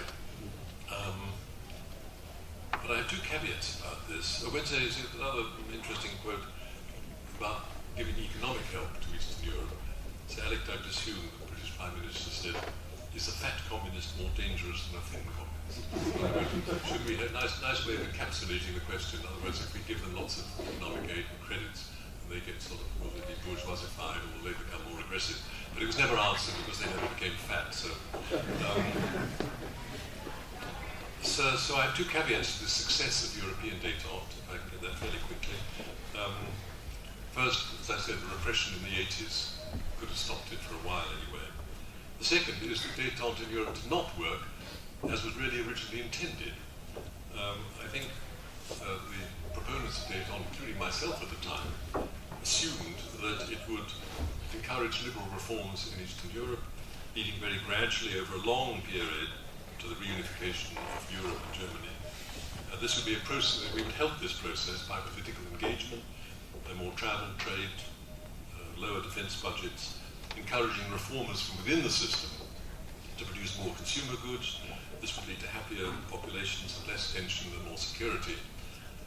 Instead, the system just proved unworkable, and the credits actually weakened Eastern Europe really because instead of spending the money on reforms, they spent it on consumer goods, buy off discontent, and this drove them deeper into debt. Extraordinary figure. I mean, the total gross debt of the 6 East European countries in Yugoslavia, it was $9 billion in 1970 and a staggering $80 billion by 1980. It shows just what an acute crisis this whole area was sinking into. And I think, of course, we talked about realpolitik, but it was no longer really an asset. It was Russians were subsidizing Eastern Europe, was costing them a huge amount. It wasn't really a military asset because it was so unreliable. I mean, what Russian general would want to fight with the Poles behind him? I mean, and it wasn't sort of, they saw it as originally as pushing socialism westwards, but it wasn't even a political person. Everybody knew the whole system was failing. So Gorbachev may not actually have said, well, good riddance, but there were people in Moscow who said, you know, let it go, it's too expensive, it's not an asset anymore. But they just couldn't survive without the backing of Soviet tanks. So it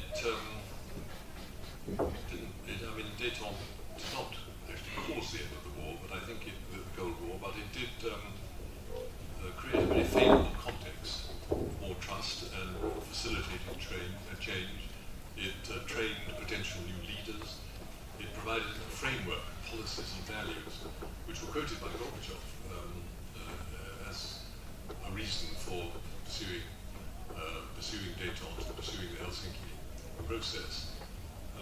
So I think the end of the Cold War in Europe probably would have been a good deal more difficult without this long period beforehand of Helsinki and détente. I think I probably better stop here. Am I? Have I made it? Perfect time. I've made it, yes. Well, I cut a lot of stuff, but we can. Some of this, Wojtek's plugging his book. I did this book actually in 1972, before all the archives were available, but it was recently available, reprinted now, only a few months ago, I think, because it's actually still amazingly used by students of international relations who still find quite a lot in it. It seems to, so I don't know whether it's available from one of these print-on-demand firms now, so you order it and they print a copy. Well, there we are. I hope that was some use. Please, some difficult questions now. I think if everyone agrees, we will leave the difficult questions till the panel discussion. Then you can think of a really nice, difficult question. So please, if you have questions, keep them in mind, because détente is obviously such a broad and important topic when discussing the Cold War, that this will be absolutely fine to first discuss in the panel discussion. Before I thank Richard very warmly for his talk, I want to stress that we now have a break till 12:20 sharp, when our next speaker just entered the room. I will introduce him in 25 minutes. Dr. Artemi Kalinowski will start his talk at 12:20. You can have coffee, you can meet publishers, you can talk to Richard, I think. Yeah. Yeah,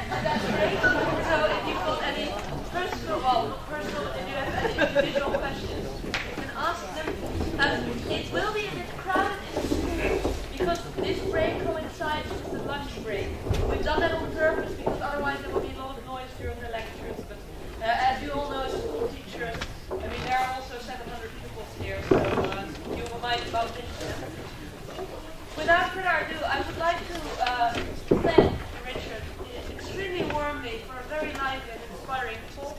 I pressed him on anecdotes because I always think it's good to hear about Khrushchev and vitamins and so on. So it's great to have an insider's view, and I'm very, very glad you could join us today. Thank you very much, Richard.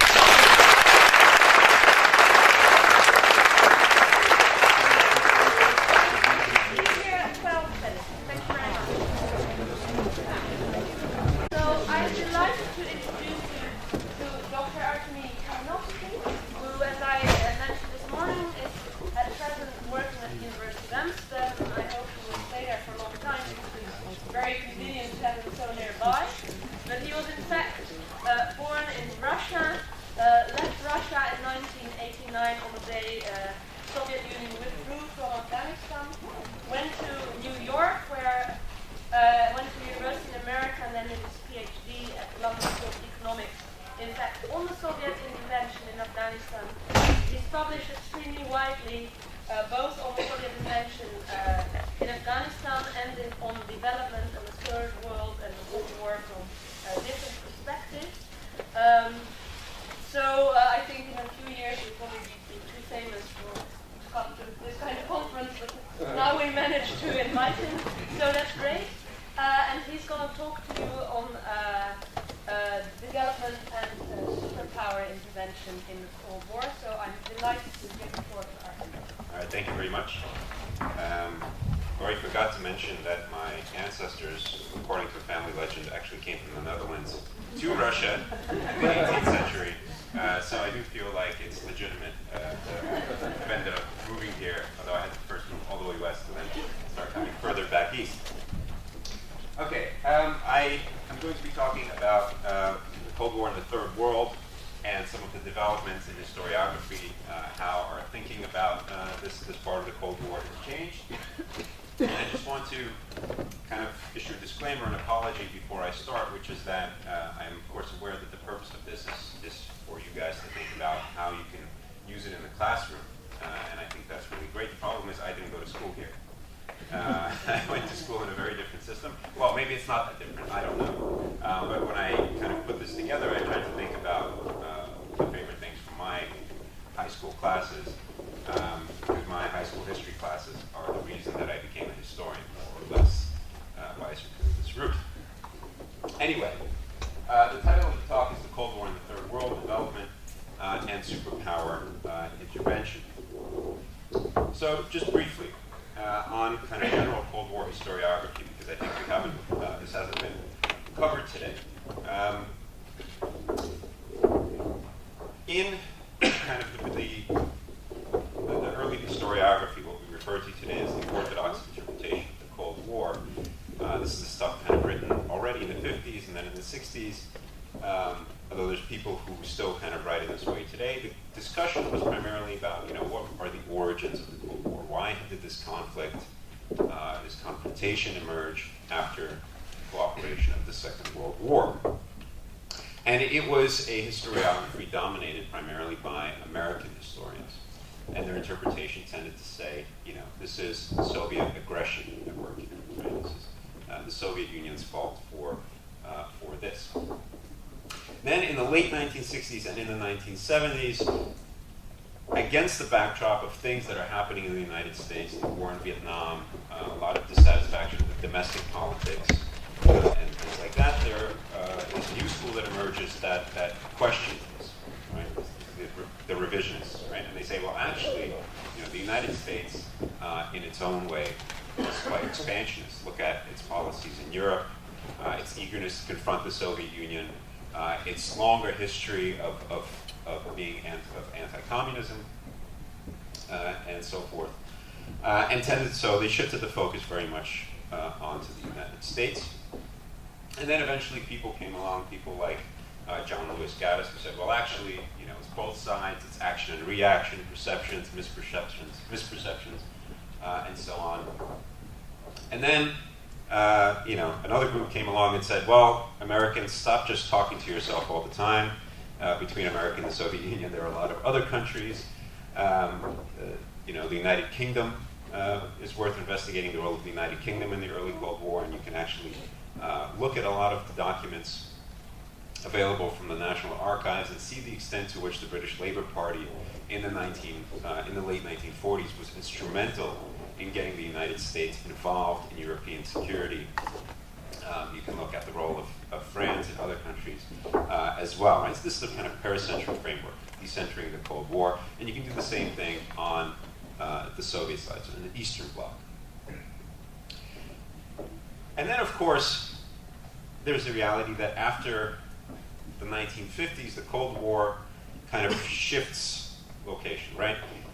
Within the European continent, yes, of course, there's the very important nuclear confrontation, but it is more or less a frozen conflict. But the Cold War, at least some historians, including the ones I trained under, would argue, affected a much bigger part of the world. Yeah. So this was something that scholars looking at the Soviet Union, thinking about international security, were already aware of course, while the Cold War was going on. But it was particularly in the 1990s with opening of new archives in the Soviet Union, but also in the United States, and then in some of these Third World countries, that the importance of this part of the Cold War started becoming foregrounded. At the same time, we've had kind of broader shifts in how we study history that have affected how we think about the Cold War as well, right? So Cold War history has usually been kind of treated as a branch of diplomatic history, right? It's primarily about politicians, diplomats who think about questions of security, who try to defend their country's interests, and so on. Historiography more broadly, already since the middle of the 20th century, perhaps earlier, has started to kind of, certain schools of historiography have tried to move beyond the kind of great man of history, beyond power relations, look at things like microhistory, the way that power is exercised in small communities and on individuals, look at the role of culture, both in terms of kind of high culture, but also in terms of culture in an anthropological sense, right? So the web of kind of meanings and rituals and everything else that make up our daily existence, and how that becomes then, or how that is a part of history. And as what I just said suggested, right, this is also turned towards interdisciplinary. So thinking about what historians can learn from anthropology, what they can learn from sociology, and so on. Eventually, that's made its way back into the study of the Cold War and the Third World, right? Because at a certain point, historians started to say, well, it's not just about where the Soviet Union wanted to send its troops, or who wanted to do trade with, and why, or why the United States decided that it was important that Cuba did not go communist, but to think about what is it like to be a young communist in Cuba, let's say, in the 1960s, and think about this global conflict that's going on and your role within it, right? So also kind of the study of human subjectivity comes into play here. So, focusing then on the Cold War in the Third World. The 1950s, of course, decade of decolonization, right? The European empires that survived through the Second World War start coming apart soon after under various pressures. It's not necessarily something that you would think as being automatically part of the Cold War, but and initially, probably it isn't, right? When we think about India's independence in 1947, in Pakistan, or in the division of India and Pakistan, right? There's not really a Cold War element there that has to do much more with Indian domestic politics, pressures on the British Empire, and so forth. Already, though, when you look at the creation of Israel in 1948, you can start to see some Cold War dimensions there, right? Because Stalin, for example, decides to recognize the new state of Israel. Why does he do that? Well, partially because he thinks there is a very strong left-wing movement there, and also because he seems to think that this will be a convenient way to put some pressure on the Western powers in the Middle East. He very quickly abandons this notion, but nevertheless, you can already see that sort of thinking there. But it's in the mid-1950s, after Joseph Stalin dies and new leadership comes in, that the Soviet Union becomes particularly enthusiastic about engaging with the Third World. The people who come in after Stalin say, he ignored these enormous changes that are going on in the world. He ignored what's happening in India. We need to engage with these countries. We have military aid to offer, but we have also economic aid to offer. Right? These countries are going to be looking for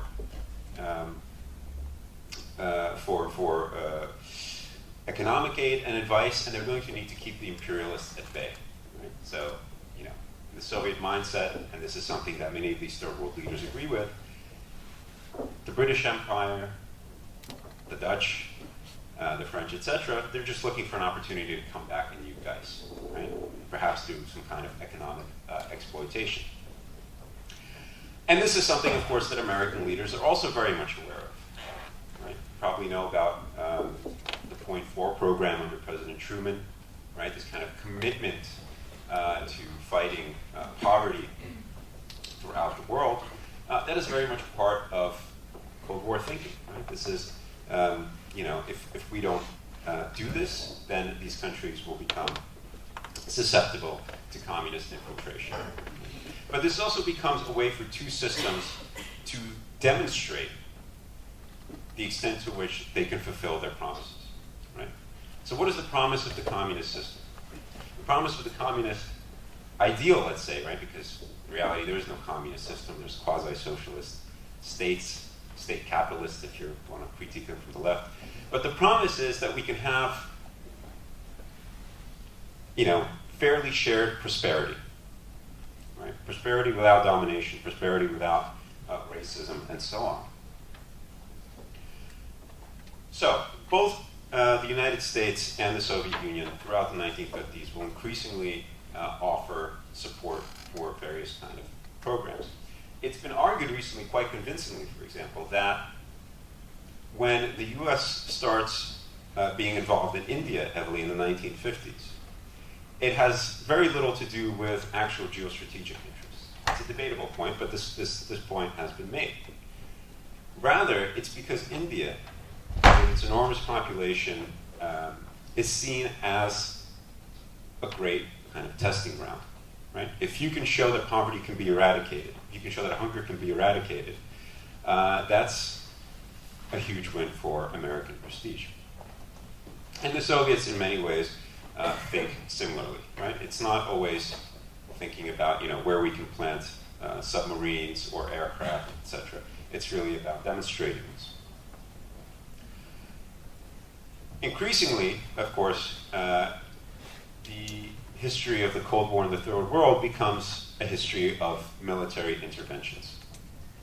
Whether that's the United States in Latin America, the Soviet Union in Afghanistan, or where they're both involved more indirectly.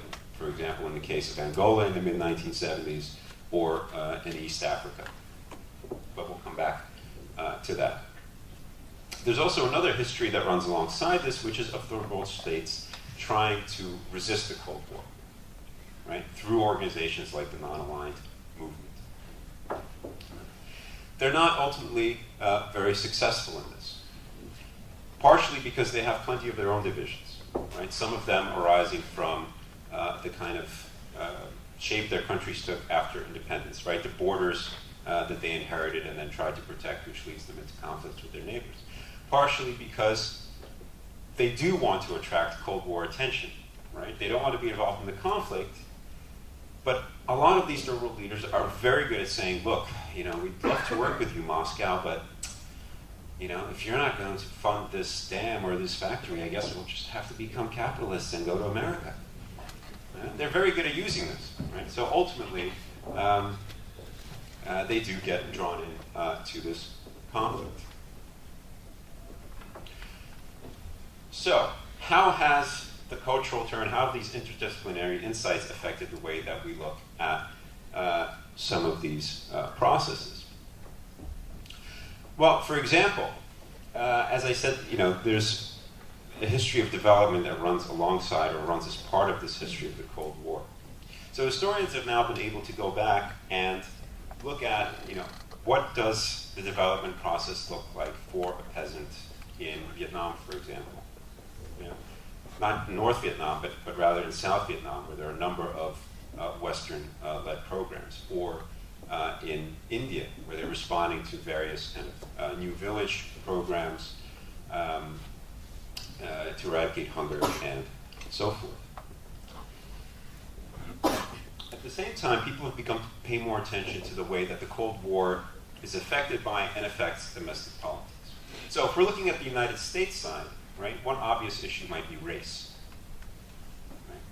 The United States has, and had even more so, very serious race problems, right? And particularly in the 1950s, right, and in the early 1960s.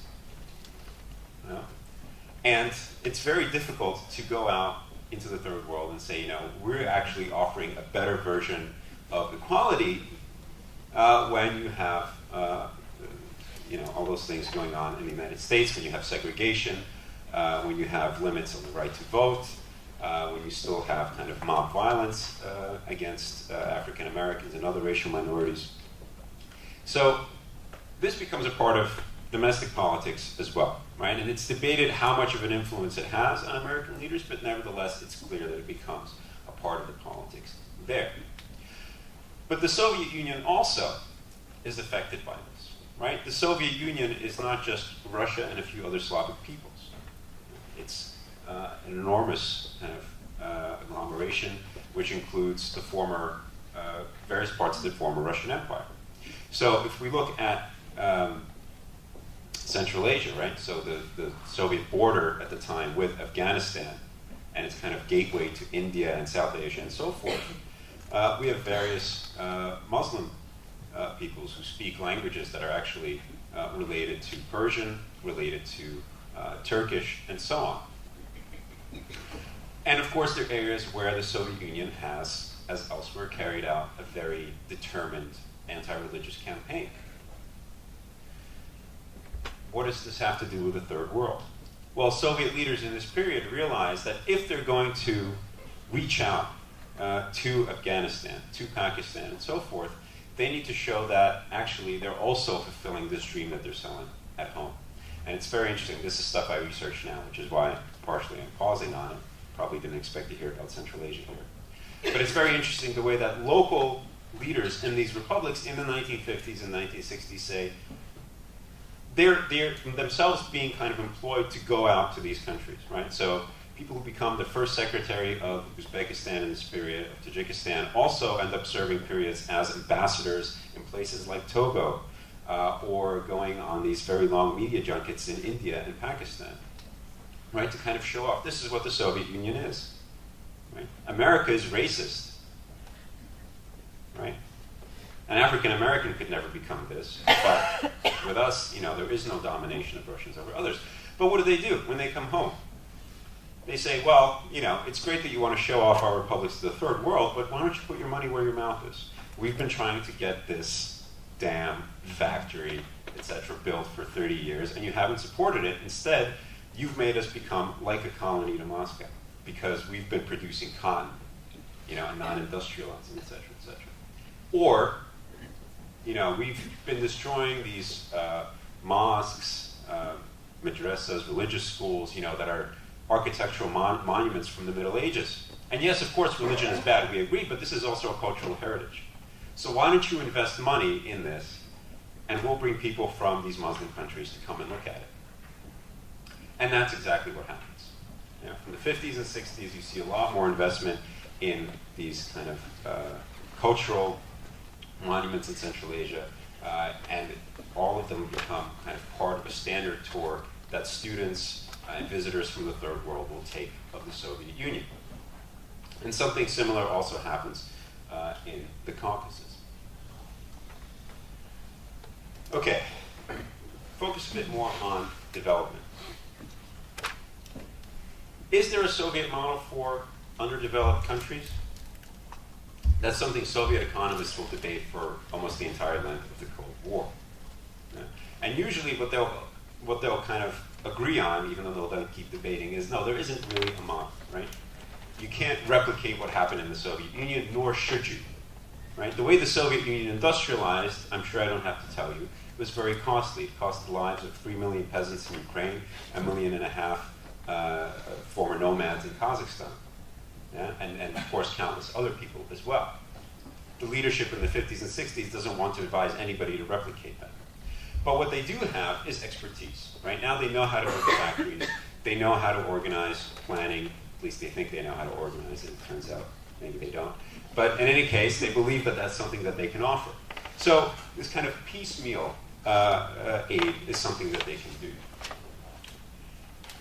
In the United States, we have a kind of parallel ideology or philosophy, let's say, of development that develops, and that's modernization theory. It's something that's developed by social scientists working at MIT and Harvard and other places in these decades. And it's actually in many ways a kind of something, if you can, you might try to set up sort of examples about Soviet ideas of development or communist ideas of development alongside these modernization theory ideas. They're not too hard to read. I like doing this with my students. Because what you realize very quickly is that they're mirror images of each other, right? If the communists are saying, there's a certain ways that societies develop through stages at the end of which should be communism, modernization theory virtually says the same thing, except at the end of which is liberal capitalism. Yeah?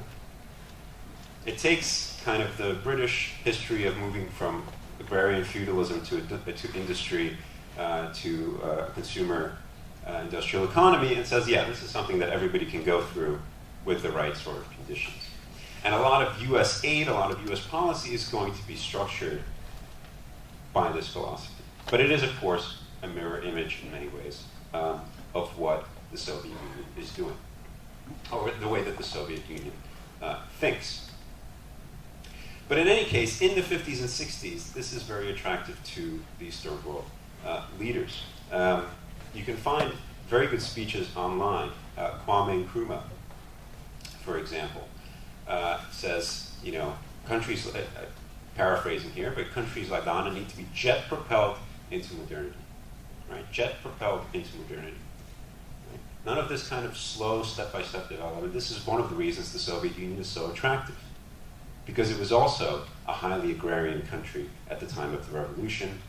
Only recently had relatively recently had gotten rid of feudalism, and then by the late 1930s is an industrial powerhouse that can take on Hitler. So in these ways, it's quite attractive.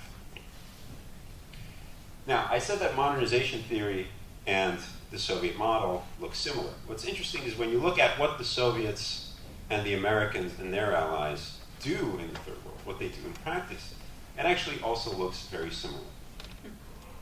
So let me move ahead to Afghanistan. And this is Afghanistan long before the Taliban and all the things we associated with it now. Did anybody here go to Afghanistan in the 60s or 70s? At the conference when Wojtek and I met, I was presenting on Afghanistan, and the person next to me said, "Oh, I was there on the hippie trail in the 1970s." So this was a kind of destination it was. So Afghanistan. In the 19th century, of course, it barely kind of gets the British from taking over, keeps the Russians at bay, loses control over its foreign policy, but manages to stay an independent country, very divided, very weak central state, virtually non-existent. In the 20s, it does regain kind of full sovereignty, tries to do some very radical things, both in terms of social programs and economic development. It doesn't quite work out. But in the 1930s and 40s, it exports a kind of wool that becomes very popular in the Manhattan fashion market. See, this is transnational history. Yeah. What does that have to do with the Cold War? Well, it builds up a lot of reserves of dollars that it can use to start buying things.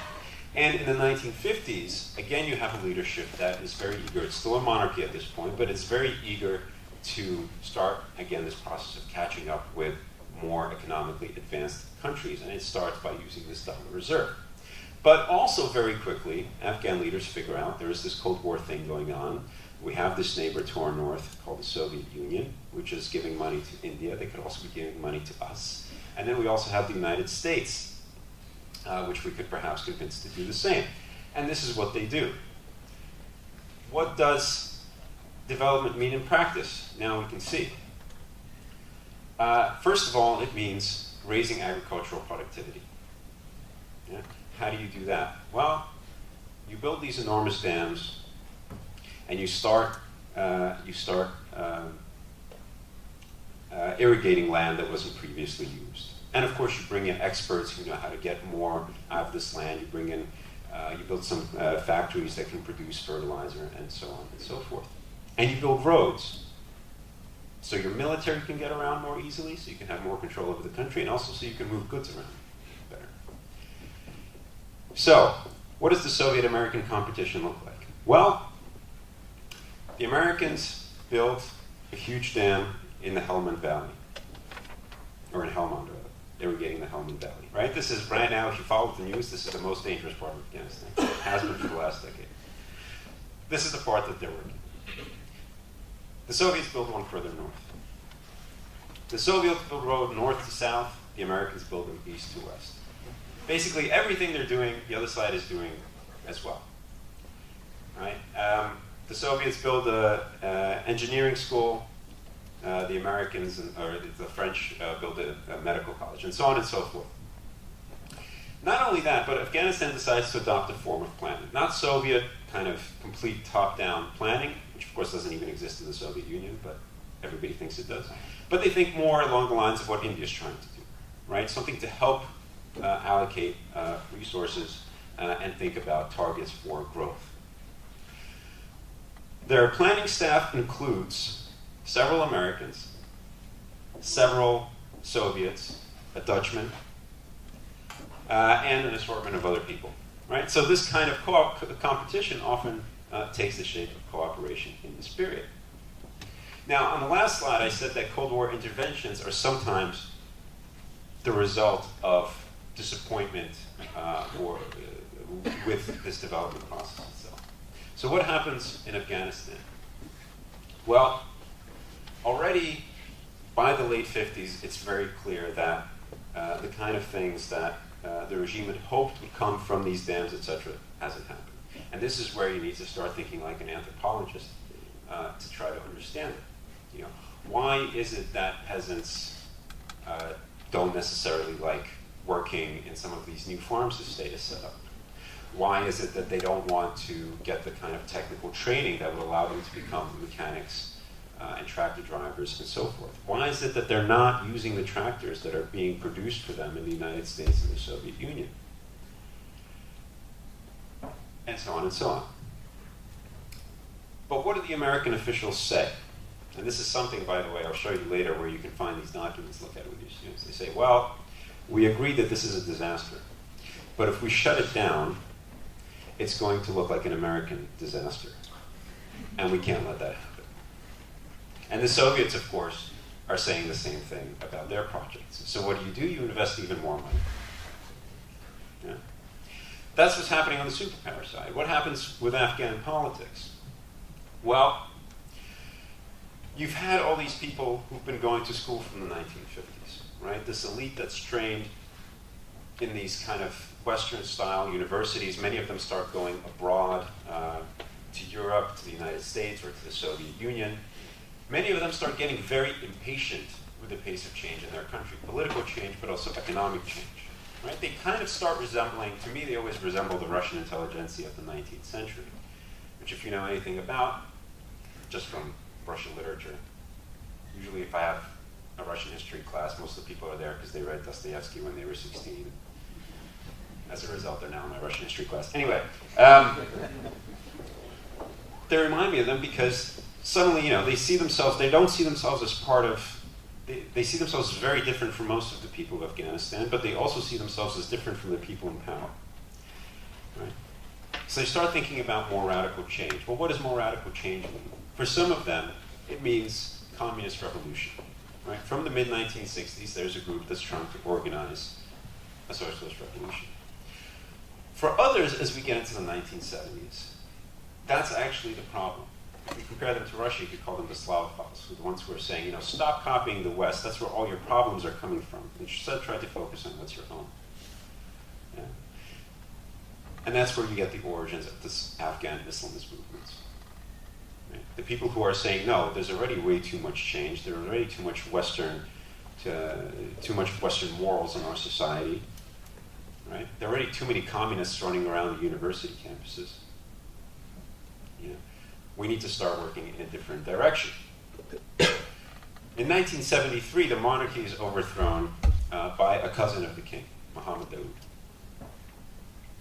Dawood. Dawood also has this philosophy. He says Afghanistan has to modernize or it will die as a nation.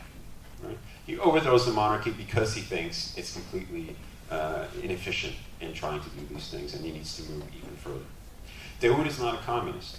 Dawood is not even a socialist.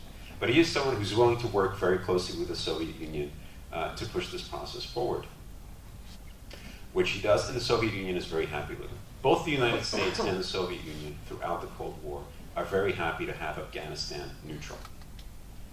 Yeah. The Soviets, of course, know about the communists in Kabul, but they tell them, work with the regime. Don't try to overthrow the regime. And that is the way it goes until 1978, when Dawood becomes very uncomfortable with these communists. He wants to get closer to Iran. He wants to get closer to the United States. He thinks he shifted a little bit too much to the Soviet Union. Tries to arrest the communists. Here I have to backtrack a little. In the 1950s, when Afghanistan wants military aid, it tries to go to the United States. The United States is allied with Pakistan. Afghanistan and Pakistan have this long-standing dispute over their border, right? Because it's inhabited by Pashtuns who live on both sides, and this is something Afghan rulers try to use as a kind of state consolidation to say, we are going to fight on behalf of the Pashtuns. And the United States does not want a war between Afghanistan and Pakistan. It would screw up all of its kind of strategy in the region, so it refuses. So where does Afghanistan go? It's easy. It goes to the Soviet Union. So thousands and thousands of officers by the late 1970s have been trained in the Soviet Union. And when these communists in Kabul find out that they're going to be arrested, who do they reach out to? They reach out to their friends in the military. And instead of kind of the communists being eliminated, it's Dawood's government that's overthrown within several days, and these guys announce a communist revolution and say that they're going to enact really, really rapid changes and so on. Okay. I won't get into all the details of what happens. You can read my book. But basically, that's where we get the start of everything we see today, right? Because the country starts very quickly falling apart. They start asking for Soviet intervention, and that's where you go. So again, right? It's partially these problems of development. It's partially this Cold War geostrategic competition. All of this comes together to give us what we see in Afghanistan. Take another well-known case, Vietnam. Yeah? This is something, there are thousands and thousands of books on the Vietnam War. Almost all of them deal with the American side of the war, or the memory of the American side of the war, or the debate about the memory of the American side of the war, I think. Now we're starting to get, actually, partially because the Vietnamese have opened up their archives, and partially because there's a new generation of historians that's learning Vietnamese and trying to take advantage of this stuff, we're starting to get more literature on what this conflict looked like, for both North and South Vietnam. But Vietnam is also interesting because it's where certain ideas about development and modernization start being employed in a counterinsurgency framework. Yeah. So something like the Strategic Hamlet program, right? The idea here is to create model villages which are going to be militarily defended, which can't be infiltrated by communist guerrillas and communist ideas, and so on. The program is a complete disaster, and ultimately it has to be abandoned. But nevertheless reflects this idea that if we can bring kind of security and prosperity, we've already won half the battle. It's something that's going to be very dominant in Cold War military thinking. Yeah. When the Soviets are in Afghanistan in the 1980s, yes, they're fighting a military war. Yes, they want to try to seal off the border with Pakistan, but they can never accomplish that. But one of the things they keep saying is, okay, we just keep sending lots of aid there. We make sure people see that this aid is coming from the Afghan government or from the Soviet Union via the Afghan government, and that'll make them like the Afghan government and not trust the insurgents. Right? Lyndon Johnson, the U.S. president, who is most associated with the war because he was the one who oversaw its escalation, is also somebody who comes from this New Deal tradition. Right? 1930s in the United States, also big infrastructure projects, Tennessee Valley Authority, take one of the poorest parts of the United States and develop it, right? That's the model for what we see in Afghanistan. And he also talks about creating a TVA on the Mekong Delta. This is something that's there. And even Soviet planners, by the way, they don't like to admit it, but every once in a while, you'll see them saying, actually, you know, the Americans did this with the TVA, we should try this too. And then, of course, there's India. Professor Masni has written about India in the Cold War a few years ago. I think one of the first to use some Indian materials on this as well. India is interesting because, of course, it takes the lead on the one hand in trying to avoid the Cold War paradigm and trying to remain neutral. And yet it is the one that, in many ways, takes the most advantage of it. And arguably actually suffers the least from it. It's never invaded. It manages to build up its military. It even manages to acquire nuclear weapons, of course, surreptitiously. And there you have, of course, Nikita Khrushchev on one of his many visits in the region. Its relationship with the Soviet Union is, again, primarily economic in the 60s and 70s. One of the things that starts happening already in the 1970s, but particularly in the 80s, is that the Soviet economic, not just the Soviet economic model, but the specific things the Soviets can offer, the technology, the specific kinds of plans, start becoming less and less attractive to a number of third world countries. Yeah? And the Soviets start to realize this.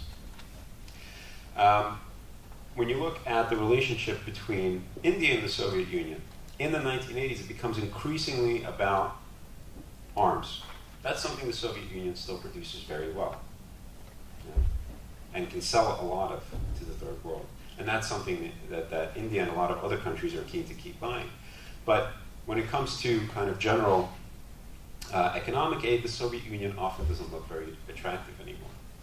And it's very interesting to, there's a good book by my colleague Sergei Radchenko on this, I think it's called Unwanted Visionaries, on the Soviet Union in Asia in the 1980s. And he describes this very well. It's kind of pathetic the way that Soviet diplomats and trade delegates in the 1980s are trying to push Soviet economic cooperation, and nobody really wants it anymore. And it doesn't really seem attractive the way it did in the 50s. We realize it's the West that has the technology, but it's the Soviet Union that can still give the cheap arms. So, those are just a few examples, right? There are a number of other interesting cases you can look at. The Cuban role, for example, right? Cuba, on the one hand, is a client state, arguably, of the Soviet Union, and yet in the 1970s in Africa, it's often driving events, right? It's Cuban volunteers who go to Angola and then convince the Soviet Union to support the communists. Well, there's different kind of socialists fighting each other there, but in any case, it's the Cubans who are driving this. Yeah? Looking at the Sino-Soviet split, right, and the way that it impacts all of this, including the different models of development that emerge. Some questions I think you could ask with high school students, and again, I could be totally off base on this. One is to think about how the nature of the state changes as a result of the Cold War.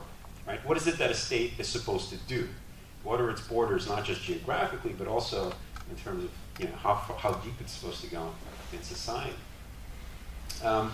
What is the connection between universal issues like human rights, right? Things that we now take for granted. I know it's a big deal in also Dutch foreign policy especially, right? What is the connection between human rights and the Cold War? There's been some very interesting work on that recently. You can think about people's experience of everyday life. I think that's something that students tend to respond to quite well. Yeah, and we have enough kind of memoirs and primary sources, which we'll talk about in a minute, that you can use. And then, of course, legacies, right? The legacies are all around us. Afghanistan is probably just the most obvious. But the Iraq War, in many ways, is also a Cold War legacy. What's happening in Syria is very much a Cold War legacy. And also the problems with trying to negotiate on Syria between Russia and the United States, that is also a Cold War legacy, as are the ways we think about, again, what the state is and what the economy is and what development is. A lot of that comes from this Cold War period. Okay, if you could go to the browser now. There's several, particularly, I think you'll talk about this maybe if you happen to be in Dr. Crump's group. Yeah, but there should be preloaded on the browser.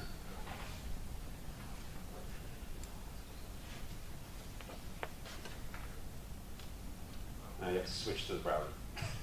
Okay, so there's several excellent organizations that put primary sources online. One is the Parallel History Project that Professor Masni was involved with. Another one, there we go. Oh, there we go. Creeping in. Okay, so the first one here is the National Security Archive. Yeah? That's based at the George Washington. Just hold it there for a second, and I'll tell you when to switch. That's based at George Washington University in Washington, D.C. And it's run by a very interesting group of people who they live for getting governments to give up documents. Not all of them are national security. They have no connection to the NSA. Don't worry. But they're quite the opposite, actually. And they have a team of lawyers that actually sues the U.S. government and also gets involved with other governments to give up information. And also some people donate things voluntarily. So, for example, there are translations here of the diary of Gorbachev's main foreign policy advisor. Yeah? Fascinating to read, year by year. Now I think they have it going all the way back to the 1970s when he was kind of lower down in the foreign policy hierarchy. He's a fascinating individual. One of the things you learn from reading it is that, he has this official face. He's a committed communist, I think, very much until the very end, Anatoly Chernyayev. But he's also someone who reads all the kind of illegal literature, right? And has very interesting things to say about it. He's not alone in this.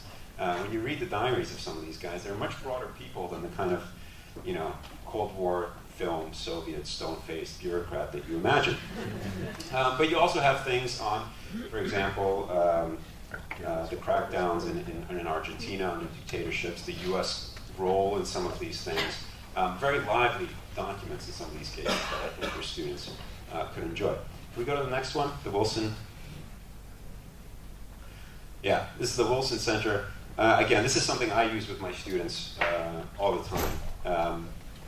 A number of different collections on the end of the Cold War, on Afghanistan, on the wars in Vietnam, translated. I mean, there's even stuff here on North Korea. All of it translated into English. All of it presented translated into English with introductions.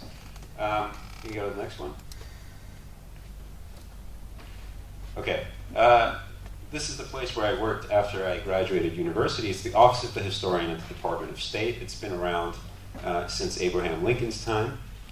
But one of the interesting things they do, they also have this huge team of historians who publish volumes, usually about 30 years, 30 to 35 years after the events they cover. And they're now searchable. They're now searchable PDFs going back to the Truman administration, which of course is very convenient if you want to teach the Cold War. So something you could do is, for example, take some documents just from the Johnson administration and have your students do a document-based essay saying, why did Johnson escalate in Vietnam? This is the kind of stuff we had to do as juniors and seniors in high school, which I think you could do as well. And then finally, and this may be a little more advanced, can you go to the last one? Yeah. USAID, which is the kind of main American organization for distributing aid and development in the Third World. It was there in the Cold War, it's there today. They've created this internal archive, as well as hosted by Columbia University, This may be a little bit advanced for high school students, but maybe if you want to do a special project, because you can get all the reports on all of the projects they've been involved with, interim reports, final reports, and again, it's interesting to read from the point of seeing how these people thought, right? How these people thought about what poverty is, what development is, what the connection between development and foreign policy is. Yeah? It can be quite useful. There's also similar things with the World Health Organization and other organizations like that. But this is, in any case, some ideas about where to start. So I think we have a few minutes left, and I'll take questions, and feel free to ask in Dutch.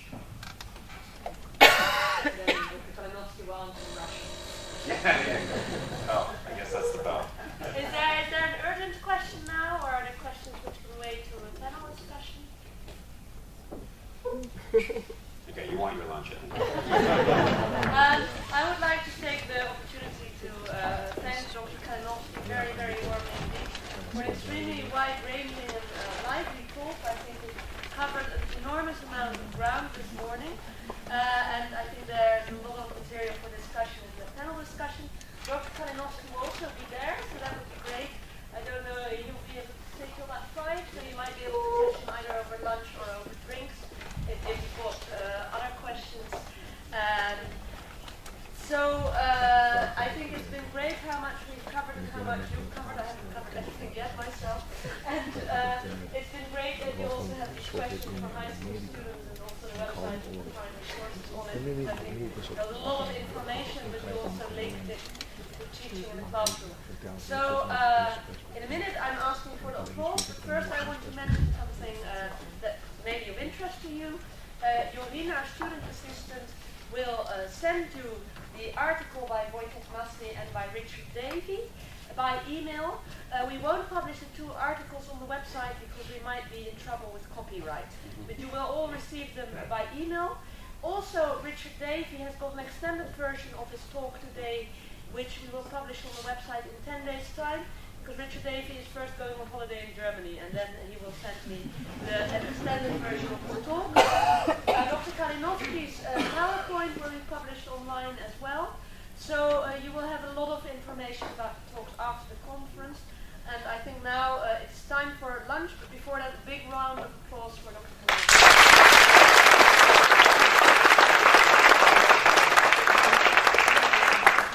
Workshops begin at 2 p.m. sharp. In the central hall there are these pillars which have got A4 sheets of the participants of the workshop, and I hope you have remembered to put the classrooms on them. Otherwise, they're all in the back of the school, and my colleague Jorien and Thea will be there to guide you to the right room. So we've got about 15 minutes for lunch. See you back at 2 p.m. over there, and back here.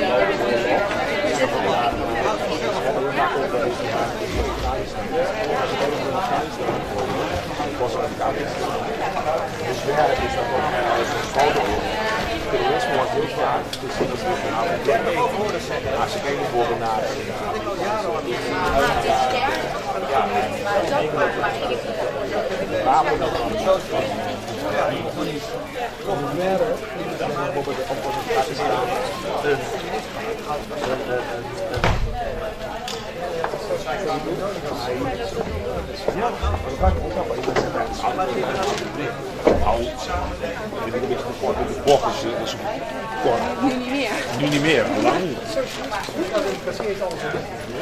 Ja,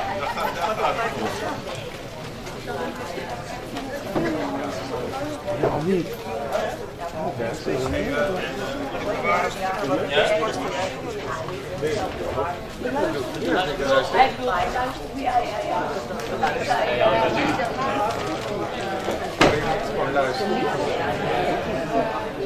luisteren.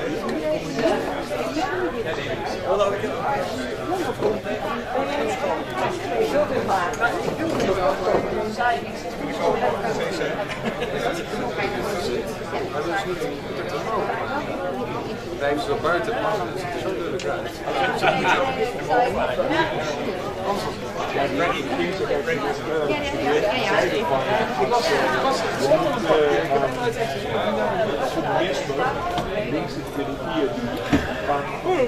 Wij van het eten.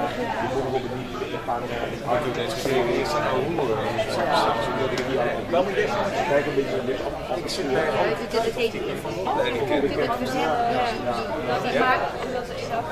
die wakkert dan. Ja, ja, Dan heb ik het toch goed. ja.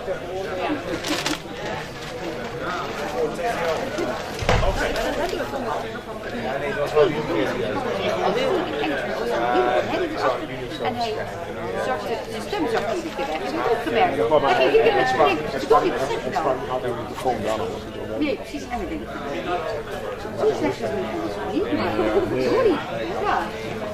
Nou, zei hij was ook niet. Nee, ook helemaal niet. Maar inderdaad, het was hier achter en dit is waar. En je zit hier eigenlijk op het plek.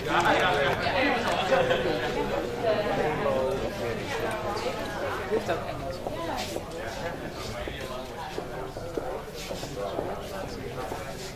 Maar alleen.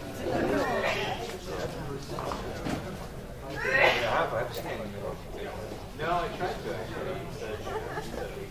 Memo heeft haven. Ja, maar dat is niet vertaald. Dat is havenperiode, dat is wat vertaald. Gewoon de grootste mededeling. Dus de derde klas heeft hem ook VWO. Ja, omdat want in de onderbouw eerst en de tweede klas gaan we en dan in de derde. Historische wandeling, de project, dat is niet iets wat dan moet plaatsvinden. Ik heb er nog geen leerlingen over. Precies, dat is gewoon iets op het. Precies, dus dat gaat maar zonder je. Alleen maar met zichzelf. Gewoon je zegt tegen leerlingen, hoe die wandeling tussen deze datum en die datum. En dan moet ik het hebben. Ja, je hebt wel haven of zo'n VWO, dus, maar de vragen zijn hetzelfde. Ik denk dat al die havenvraag wat makkelijker. Wij hebben een museum. Ja, oh, dat is een museum. Ja, vanuit VWO toch? Ook de projecten. Dit is zo leuk. Met het museum. Dat is wel iets groot. Ja, dat is goed. Ja, precies. Ja, en daarom pas ik even mee in de les. Dan kijk ik heel goed even dingen op. Ja. Ja. Ik dacht van zo'n praat, als je zo'n praatje heeft, toch dat hij altijd de link legt. Ik heb wel gelachen. Ja. Nee, dat is gewoon weer. Helaas ja, dat is niet het criterium hoor, maar Het valt mij uit als film.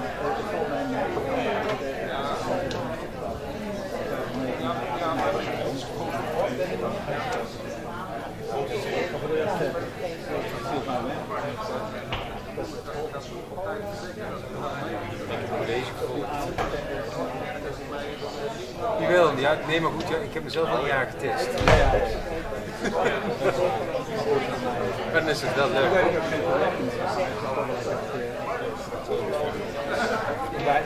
We hoorden in het begin wel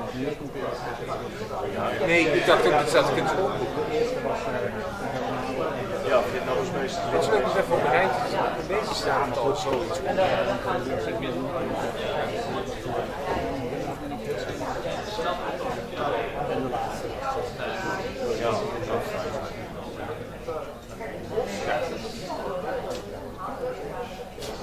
Ja, die mails. Bij de eerste had ik ook niet begonnen te denken. Ik ben blij dat ik niet op luister. Dit is een leuke uitzending. Weet je, zat ik in Europa boven de hoogte. Ik vond het was een voorbereid spoei. De meeste uitzendingen kan ik niet gebruiken voor de les, maar daar heb ik als het was al ingesteld op. Vind ik het gaat het helemaal zwart-wit battle of Algeria. Ja, nee, ik zat er geen in, maar dat had nog even verwachting te maken.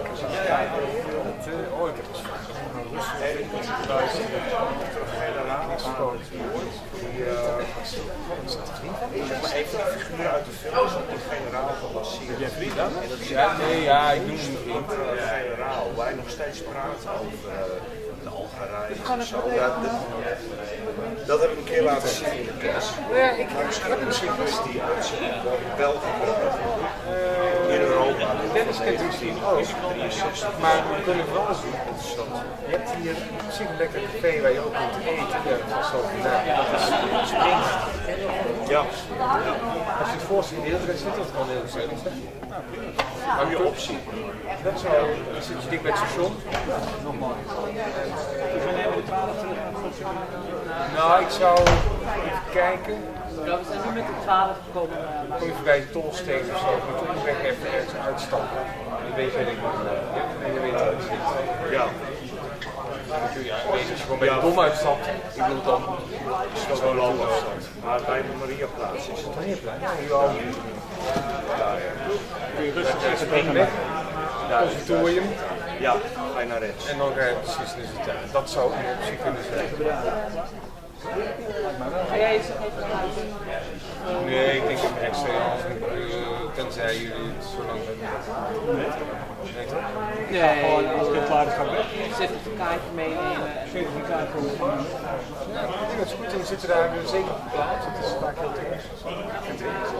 Ja, gaan we dat doen? Nou, het zal publiek wel, maar... Ja, waarschijnlijk wel. Het is toch seizoen? Ja, waarschijnlijk ook. Nee, ik verwacht wel dat ze dat hebben. Het is geen bruin café, maar het is hier een beetje... De hele week. Maar wij vallen niet uit de toon. Het is eigenlijk een bioscoop. Dit zal er zitten bokken toch hier zijn geweest in Zaandam. Houd van seizoen. Ja, klopt. Maar ze hebben ook een zaal en ja, maar het is voor.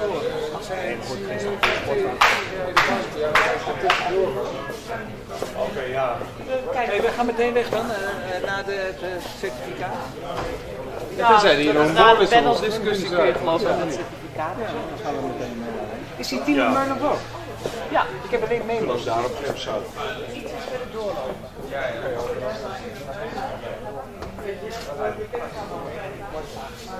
Ja.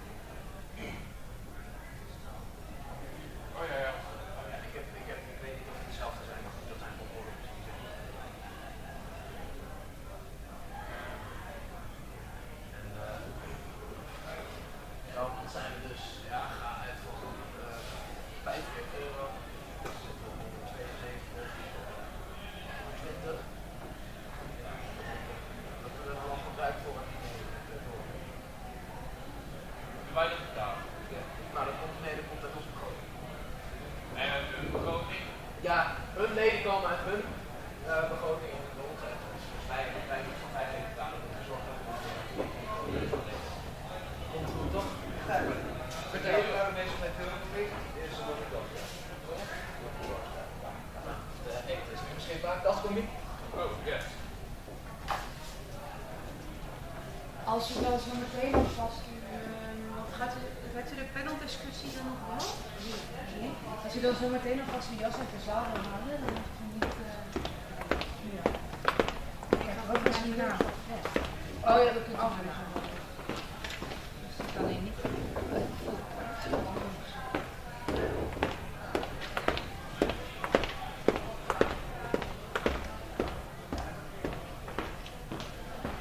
Waarschijnlijk wanneer heeft ze ook weer ingeschreven. Ja, voilà, beginnen al. Dus volgens mij zit het daar namelijk op datum van inschrijving. Ja, dat is nog heel anders.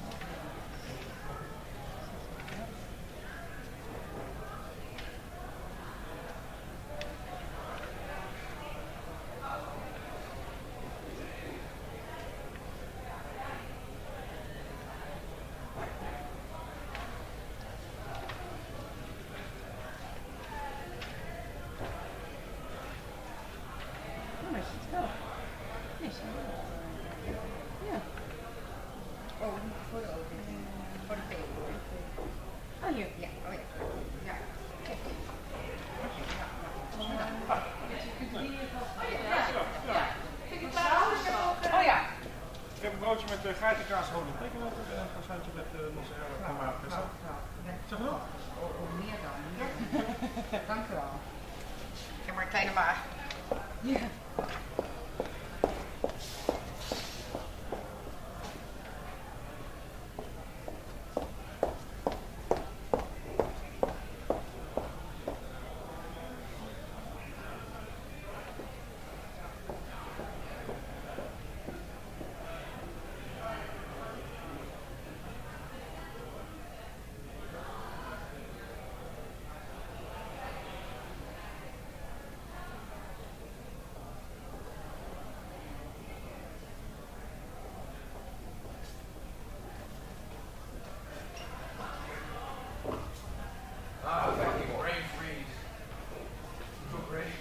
Omdat het spul fucked up koud is. Ja, dan krijg je echt een break.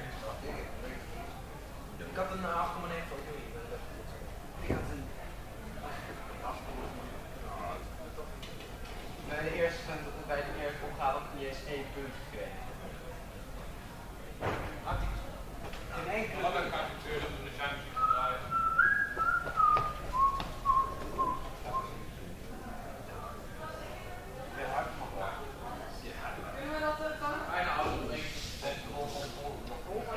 Dus jullie hebben de belangrijkste van de eerste spreken? Nee, 2, maar dat was ook maar voor de helft hoor. Toen zat ik derde. Ik moet alleen maar gezag. Ah, oké. Dat maakt net. Maar in ieder geval, het geluid staat er bijna niet. Oh, top. Hoe kan ik die ook nog uitzetten? Oké, super. En wanneer, hoe kom ik ergens die puntjes op?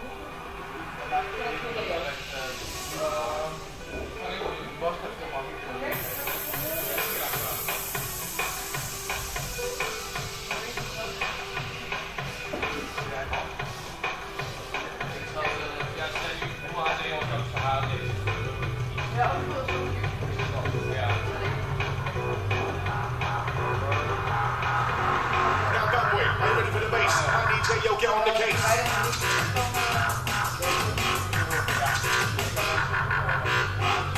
Who's that kid now? Who's in the mic with a wicked sound? Wicked sound. Wicked sound.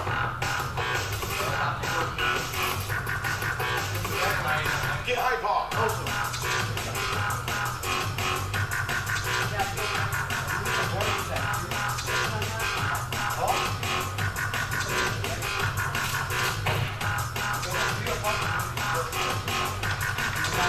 Get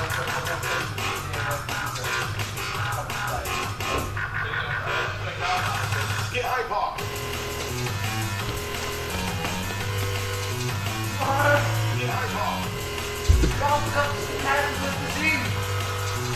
And that you've been inspired by all the talks today. I also hope you enjoyed all your workshops.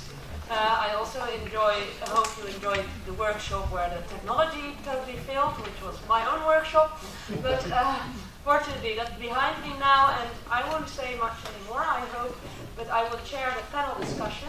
And the idea of the panel discussion with the speakers from this morning, so Artemi Kalinowski on the Third World and Military Intervention, Richard Davey on détente, and Wojtek Masny on the Cold War in the light of current events. The idea is that we thought it would be nice to have a plenary session at the end where people can ask questions either directly relating to the talks or to perhaps other topics that came up today or that you have been wondering about for ages. It might also be questions relating to current events. Because here on my left there are three experts on the Cold War, and I think the three of them together cover a lot of ground. So who would like to start by asking a question? And could you please then say whether you address the question to one scholar in particular or whether it's a more general question, and then we can see who wants to answer it. And of course, the speakers on my left can complement each other's answers if the situation requires so. Yes, you have a question. I have a question to Mr. Davey. Yes, we will use a microphone so that everyone behind the table can hear the question. Why was Kissinger so opposed to combining human rights and diplomacy in talks with the Soviet Union? Yes, first of all, I think it got in the way of his bilateral. He wanted to control the bilateral relationship, really. He wanted to be in charge of that. These wretched Europeans were getting in the way with their idealism. But also, as I said, he didn't believe that, he believed in sort of realpolitik negotiating. The Soviet Union was a rival superpower. You talked to it like an equal almost and respected its internal arrangements. And you discussed external problems. And it wasn't really any of your business to criticize their internal affairs, just as he would have said it wasn't their business to criticize US affairs either. So it was a different view of the Soviet Union, I think.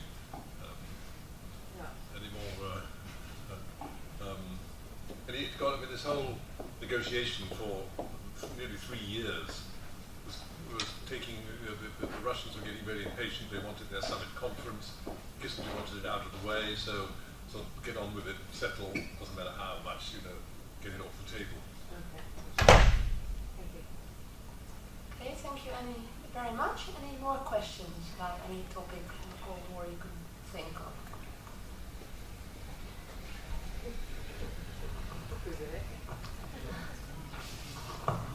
Mr. Davey covered the aspect of conflicting perspectives regarding the détente, but is there any reason to take it a little bit further and to talk about conflicting perspectives on the Cold War as a whole? Conflicting perspectives between Europe and the United States? No, I don't think so much now. I think a lot of the historiography is on the whole coming together. As Mr. Kalinowski said, there have been various phases in history, Cold War studies, and I think, does Europe regard the Cold War differently from Washington now? I wouldn't say so particularly. I mean, there are a lot of different facets and different views, but they're not necessarily divided by the Atlantic, I would think. In the past. I think you mean different perspectives during the Cold War. Oh, you mean during the Cold War? Oh, yes, indeed. Well, I say the difference really was that Kissinger was quite prepared to settle for the status quo in Europe, the stability, order. He felt that the accusation was he preferred order to justice. Even if the order in Europe was unjust, which he knew and admitted, nevertheless you had to live with it. permanently, and you couldn't do much to change it. And before the Kissinger era? Well, there was a lot of talk about, of course, rollback. But in the early days, with Dulles of the old Cold War, there was a lot of rhetoric about rolling back the Soviet Empire. And unfortunately, of course, this raised rather false hopes in Hungary, for instance, in 1956, when there was this big uprising, and they rather hoped or expected that the United States would come to their aid. And they didn't. And there was a big row over Radio Free Europe, which was broadcasting to Hungary in Hungarian. And I know they had a big internal inquiry afterwards. Did we raise false hopes, or did we actually tell them that help would be on the way?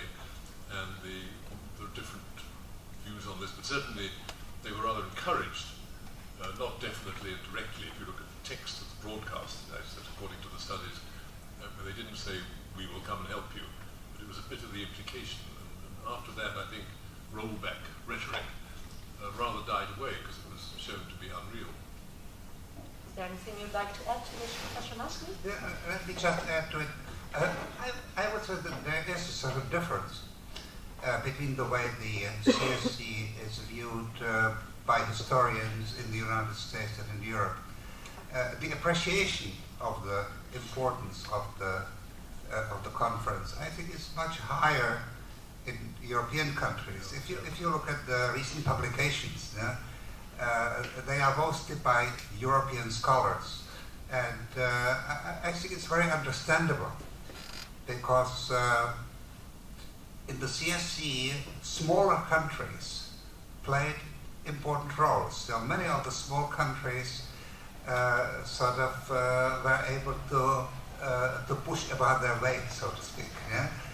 So there is an interest among Italian historians to show about the role of Italy in the CSC, the role of Belgium, of the Netherlands, of Britain, of course, of Switzerland. Yeah? So all these different countries, how they contributed to different aspects of the CSC, that inevitably results in more production of historical literature than would be the case in the United States, but the emphasis is, again, understandably, on the United States, or the relationship between the US and the Soviet Union. But in generalizing, one can say the appreciation of the importance of the CSC now is so much greater than it was at the time. I remember when I first wrote about it in the 70s, it was something of a discovery for me that this conference would take place, and then I sort of tried to see some of the implications for the future, the potential for it. But of course, I was as surprised as everyone else how important it eventually did become. Yeah, I agree with all that. Yes. Okay, thank you very much. Any more questions? Any questions? I think lady on your right is first, and then you can be next. Exactly, no problem. We are in a small country too here, and we've heard something about throwing blocks of concrete. But I'm curious, how is the role of the Netherlands internationally viewed? We always think about ourselves as, well, I don't know how to say this in English, but doing this and being very conscious, sincere, etc. But I'm very curious about how Americans, Russians, or British people look at that. Anyone on this side of the table would like to? I might also. Yes, Artemi? If any of you ever read the New York Times, there's about an article a week saying we need to learn this from the Dutch. Whether it's water management, pension systems, marijuana legalization, towards teenage sexuality, literally every week there's an article in the New York Times about how the Dutch do something better. I don't know if it's because New York Times journalists want to get a free trip to the Netherlands.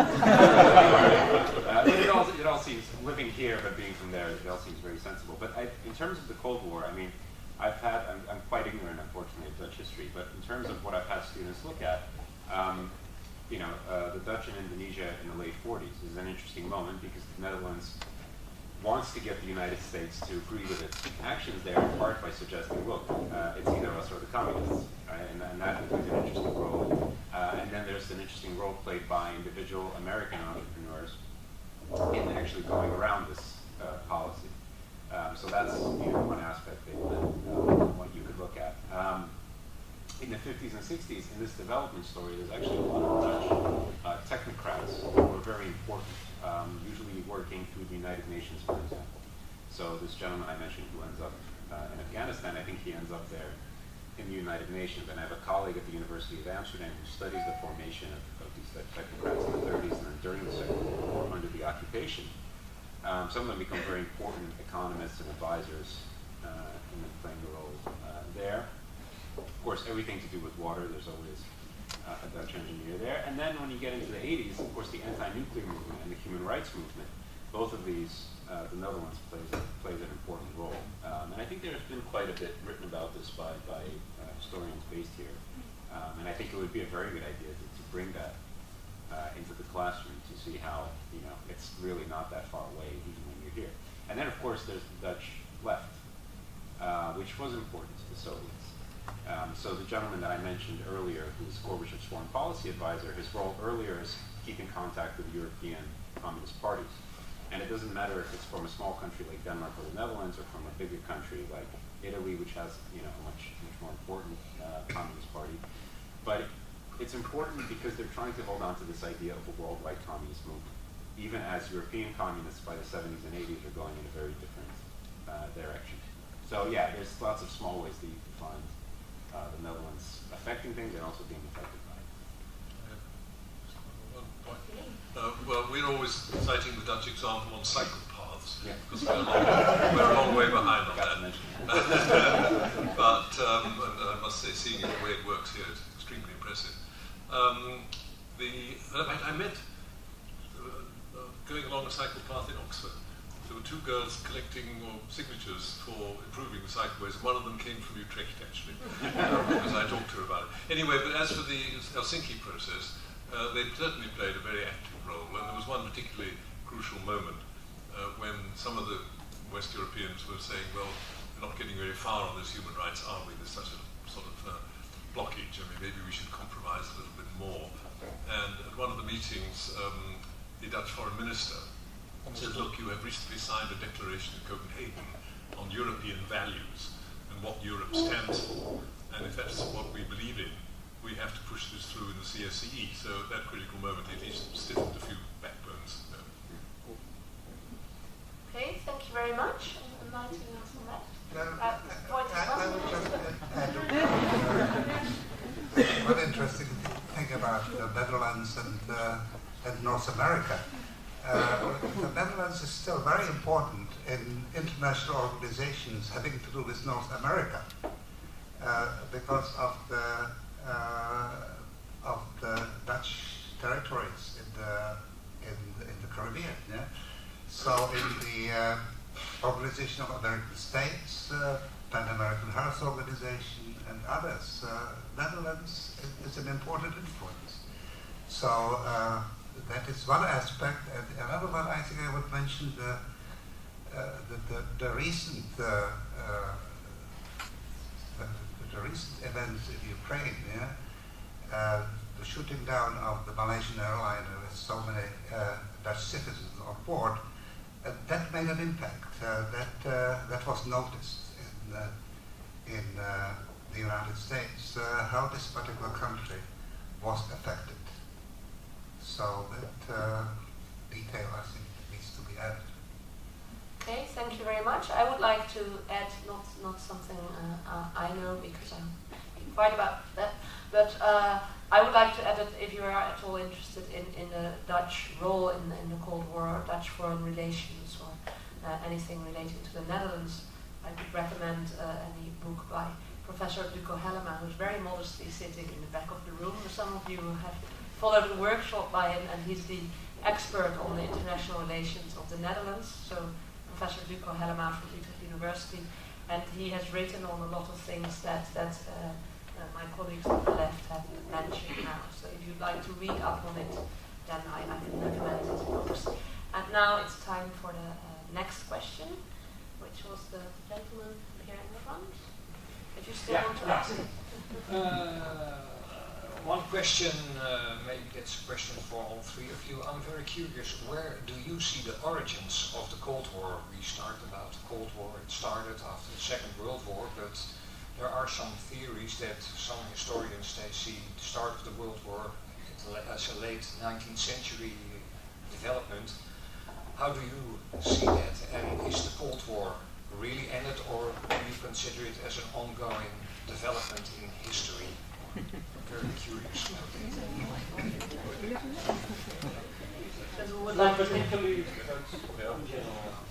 Well, I talked about it to some extent yesterday to the students. When the Cold War was still going on, the big issue was the origins of the Cold War, how it all started. Yeah? It is less of an issue now. Now we are more interested in the consequences of the Cold War.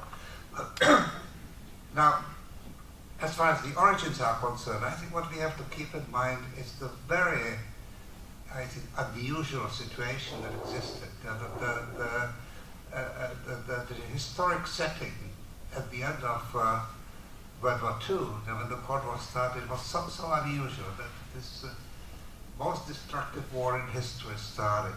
Then there emerged these two powers. One of them had nuclear weapons. The other one had an absolutist ideology that it was promoting. Yeah? And neither one expected the Cold War to happen. I mean, that's something that historians found out. Not only the Americans, but only the Soviets did not want the kind of conflict that eventually developed. Yeah? So I'm saying that to emphasize how extraordinary it was, what evolved was a bipolar international system. I don't think there's a parallel in history to that in the past.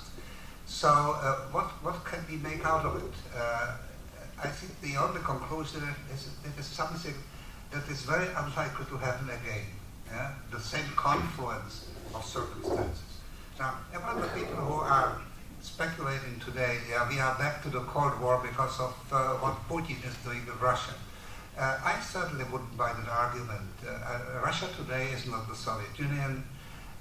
It is, I think, essentially a weak country which had lost its empire, and the empire is gone. There is here, I think, a historical attempt is being made to restore it, an attempt nourished by the nostalgia of what has been lost. And I think we have to understand the intensity of the feelings that really generate this nostalgia. It was not just the loss of what the Soviet Union gained at the end of World War II, but it is the loss of what Russia had gained since the 16th century. Yeah? And if you look at it in the longer term, the expansion of the Russian state culminated sometime, I would say, in the 1950s, in the early years of the Cold War, when the gains had been consolidated, those gains received at the end of World War II, but also the power and prestige of the Soviet Union as the motherland, so to speak, of international communism reached its peak. Since then, it was going down. It was not evident at the time. The Cold War continued, but we can actually see it today. The territorial expansion had peaked. The ideological power and centrality had peaked too in the 1950s. One might say that economically, technologically, in terms of innovation, again, the Soviet Union peaked at the time of Khrushchev. Yeah? Then what followed was the sort of era of stagnation under under Brezhnev. And I think most significantly, the incredible demographic decline of particularly the Russian nation, much more than of the others, that started in the second half of the Cold War. And it is still here.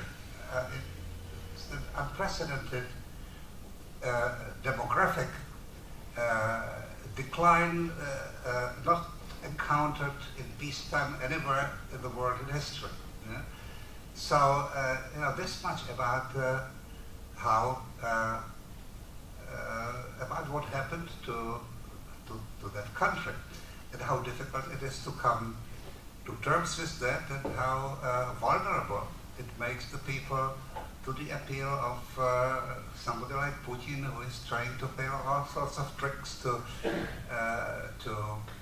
restore Russia as a great power, rather than coming to terms with what had happened as other great powers had done in the past. Thank you very much. Any further questions? Sorry. I just add something brief. I mean, at the beginning of the Cold War, of course, there have been a lot of disputes about who was to blame and all that this way already. But I mean, the way I see it is there were just irreconcilable interests. There were irreconcilable ideologies, and there were irreconcilable interests over the future of Germany in particular, which is where it fell apart. And it proved impossible to agree on the future of Germany.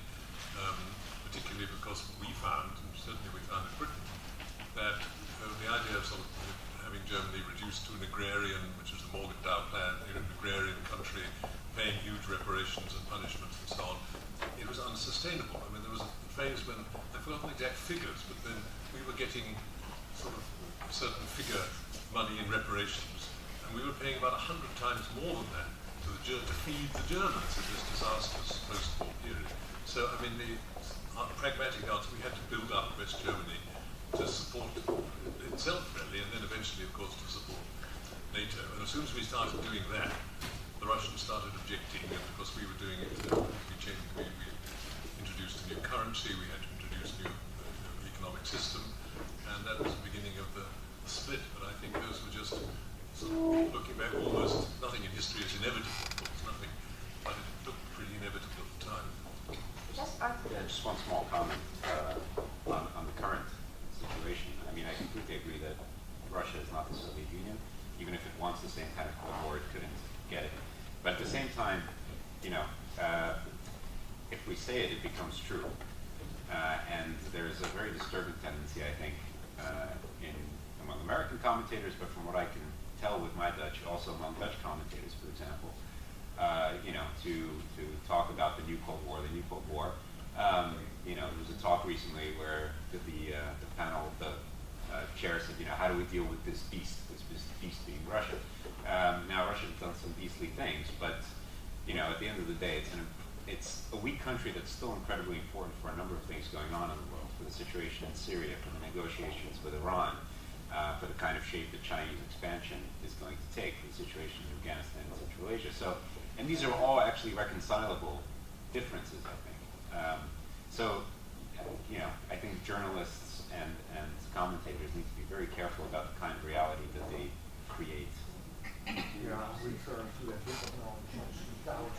Cold War. And I was thinking about the current situation, and can we talk about the Cold War, or is it totally different? It is, in any case, totally different. The reasons. But also, there's another book by Ed Lucas, also called New Cold War. That's what I was thinking. That one, yes, exactly. But one difference is, of course, that the Soviet Union did have a global ideology, and this Putin doesn't. He has a very strong Russian ideology, but he's not reckoning to. He wants to still, I think, would like Russia to be somewhat inspiring of other people, but it's not the same as saying the whole future of the world must eventually be communist. Okay, thank you very much. Any more questions? Thank you for your question also. Yes? I wonder if the panelists will accept that events past Poland for a key role in European and world politics in the next 10 years, say, and how much do they think that Poland will be up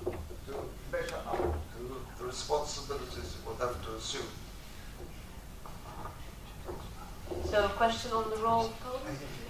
The question was whether the panelists agree if the circumstances have cast Poland for an important role in the next 10 years and what that role would be.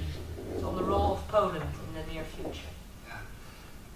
I would tend to believe that the role will be significant for a variety of reasons. I think that well, Poland, of course, is by far the largest country of Eastern Europe and the largest also of the new member countries of the European Union. It is also, as you know, the only country that has been able to overcome the recent recession without any economic setback. And I think also politically and militarily, it is likely to play an important role in whatever will be happening now in relations with Russia because of its economic location and because of its past experience and I think growing influence also within the EU.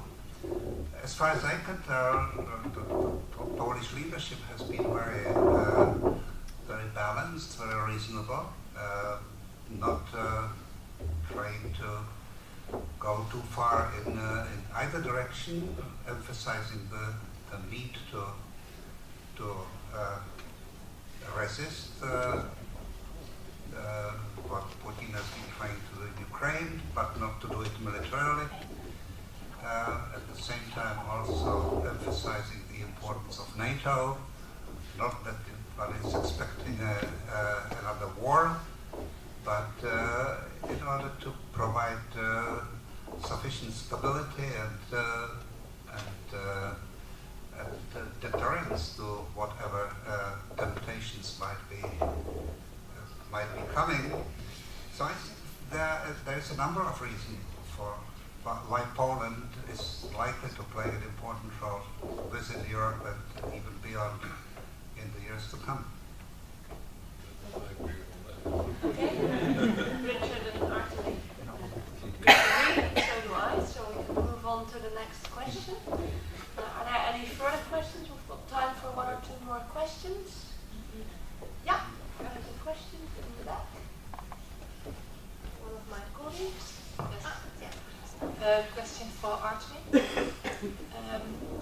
There was some remark when you were evaluating on Afghanistan about the unwillingness of peasants to use the equipment that foreign nations were giving to them.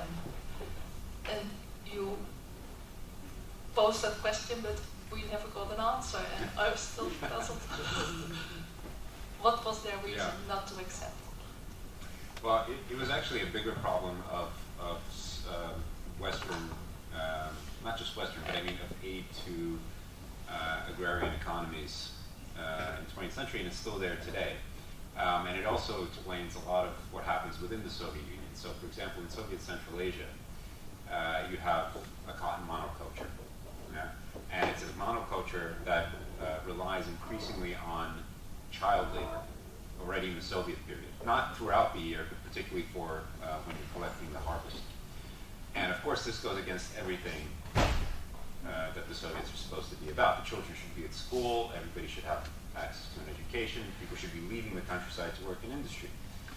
But what happens is they make the harvesters. They do try to get these harvesters and tractors there, but when they break down, they don't have the network with the spare parts to get them fixed easily. So the farm managers end up abandoning these machines and just saying, well, it's easier just to tell parents to send their kids and pay them pennies. And that's exactly what happens elsewhere. There have been studies on this, not just for Afghanistan, but in Egypt, for example, there's a big USAID program during the Cold War to make farming more efficient. And very soon, the farmers get these tractors on very cheap loans. They start selling them back. Why? Because in some cases, the tractors are too heavy, so they start compacting the soil. Or, when they break down, again, it's not very easy to fix. Where it turns out when you use draft animals, the draft animal teaches its own, its own offspring how to do the same kind of work. It's a lot cheaper. Yeah, so the point is these kind of technological fixes don't work if they're not part of a much broader kind of systemic change. And throughout the Cold War and still today, you experience these things in individual cases, and then wonder, and it's interesting, a lot of times people want to find a cultural explanation, because it's easier, I think. It's easier to say, well, it's a cultural thing. Okay, they don't trust these modern machines. I don't think that's the case at all. Although sometimes they'll then explain it themselves in cultural terms, this isn't ours. It's really because it doesn't work for practical reasons. But to make it work, you need to have a much, much bigger system. Okay, thank you. We've got room for at least one more question. Possibly two, so if you've got one burning question. I have a question. During your research, did you find documents where maybe it's a little ahistorical, what I'm going to say, that the Soviet leaders, were they very naive, or were they really pragmatic? Did they know that the Soviet Empire is going to implode, or were they so obsessed about spreading the ideology? I'm not sure if I agree with you. About ideology, I remember when I first was able to do research in the Soviet archives after the Cold War ended. Yeah? What really amazed me is, by reading those documents, how much ideology mattered. Now, it was not ideology as the goals, so what we are to accomplish in the future, how communism will come, but the Marxist-Leninist concept as paradigms for analysis.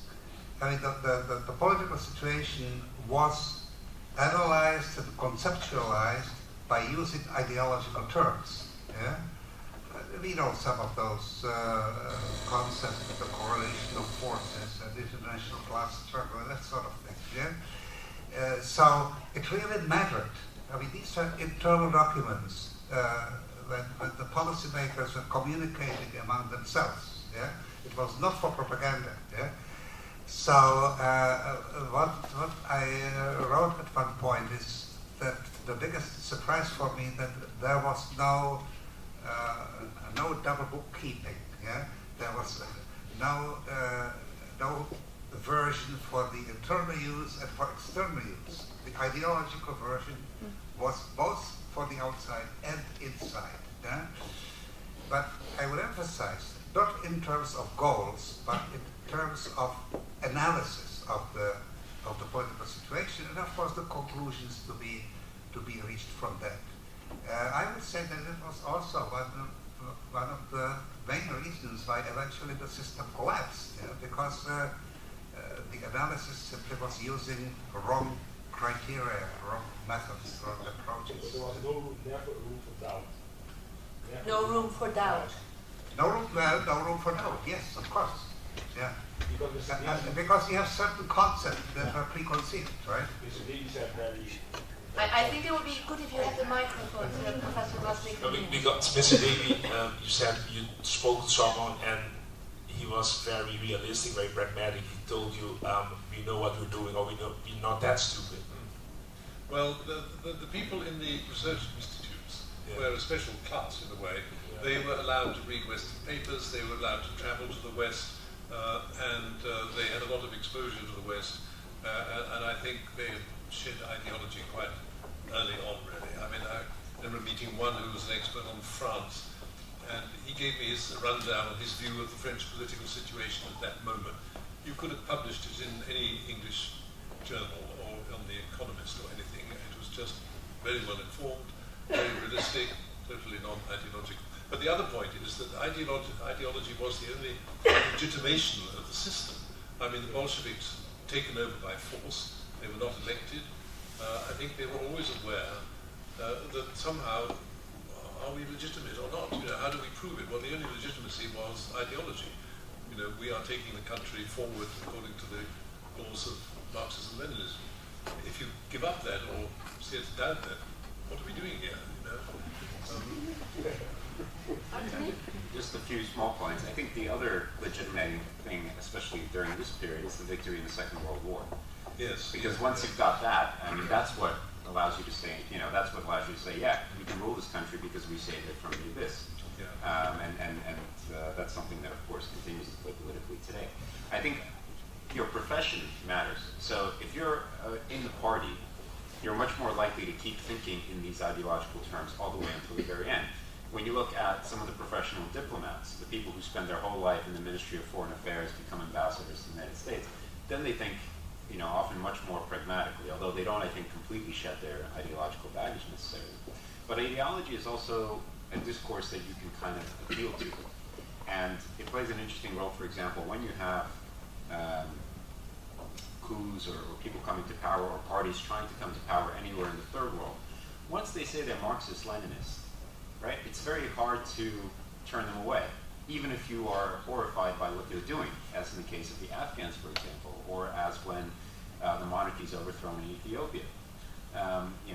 All these cases, once they say, we're Marxist-Leninists, we believe in this and we're on this road, you have no choice but to send them all the aid you can, and ultimately also military aid and so forth. Because once they've said it, if they lose, then your own ideology is being questioned. And there is some room for doubt, but it's a very, very slow shift. So in the late 1970s, when you have the Iranian Revolution, and when you have the Afghan Revolution going sour, what does this say? It says that people are being mobilized not by their class interests, but by religion, which shouldn't happen anymore, according to Soviet ideology. And then there is a shift in the late 70s and early 80s where a number of people are starting to say, well, actually, in the present conditions of the world, we have to realize that religion, and particularly Islam, is an important anti-imperialist mobilizing force. So it's fitted into this other ideological framework, but it is an important shift in thinking. Just one last point about these people in the institutes. I mean, they were the people, I think, who then gathered around Gorbachev a great deal. I mean, Brezhnev allowed these institutes to carry on with their research, but they didn't have a great deal of influence. But they were working away and building up a lot of expertise and knowledge, which then enabled really Gorbachev, I think, to, in effect, abandon ideology as they had already done largely. Okay, thank you very much. We've got time for one more question, or otherwise I will... That's the final question, not the final answer, but we might get that at this side of the table. We might get one. Yeah. I was wondering. Well, I could do it without. Oh, I'm sorry. Yes. I was wondering the relationship between, say, historical knowledge and political decision making. I was wondering, for instance, well, you could ask many questions, whether knowledge of history makes better political decisions, for instance. Well, this question is for all of you. Let's say throw in some juicy anecdotes. That would be nice.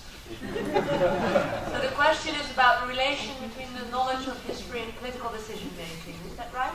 That's very broad. Any views between history and political decision making, whether it helps to be well informed? So we're looking for any broad views to end this day, basically. I think Artemi wants to say something, and Wojtek wants to say something, and Richard. So I'll give everyone a turn, and then I'll have the last word and close the conference.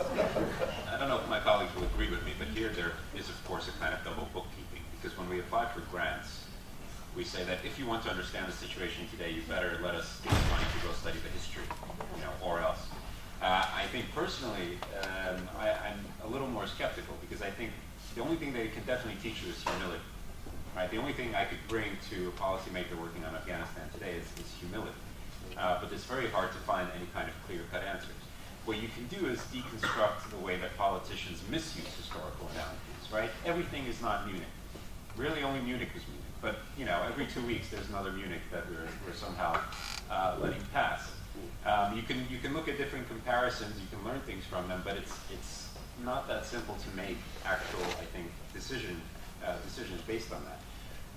At the same time, politicians do, and they do it all the time. They need a frame of reference, right? The way that people respond to the economic crisis depends on how they understand the Great Depression, right? The way that they respond to what's going on in Afghanistan depends on how they understand what happened in the Soviet War, and so on and so on.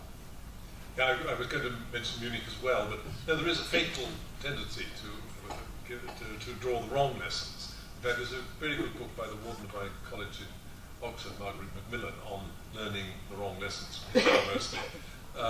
But it also is a question of whether people listen.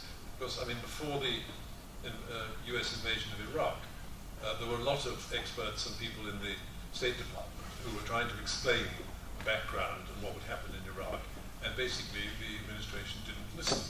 The same thing happened a little bit in London. Tony Blair called in some Oxford and other experts on Iraq and asked them what their opinion was, and they all told him, don't do it, you know, it's going to get you into a and all that. And he just turned to one of his assistants and said, they're not with us, are they?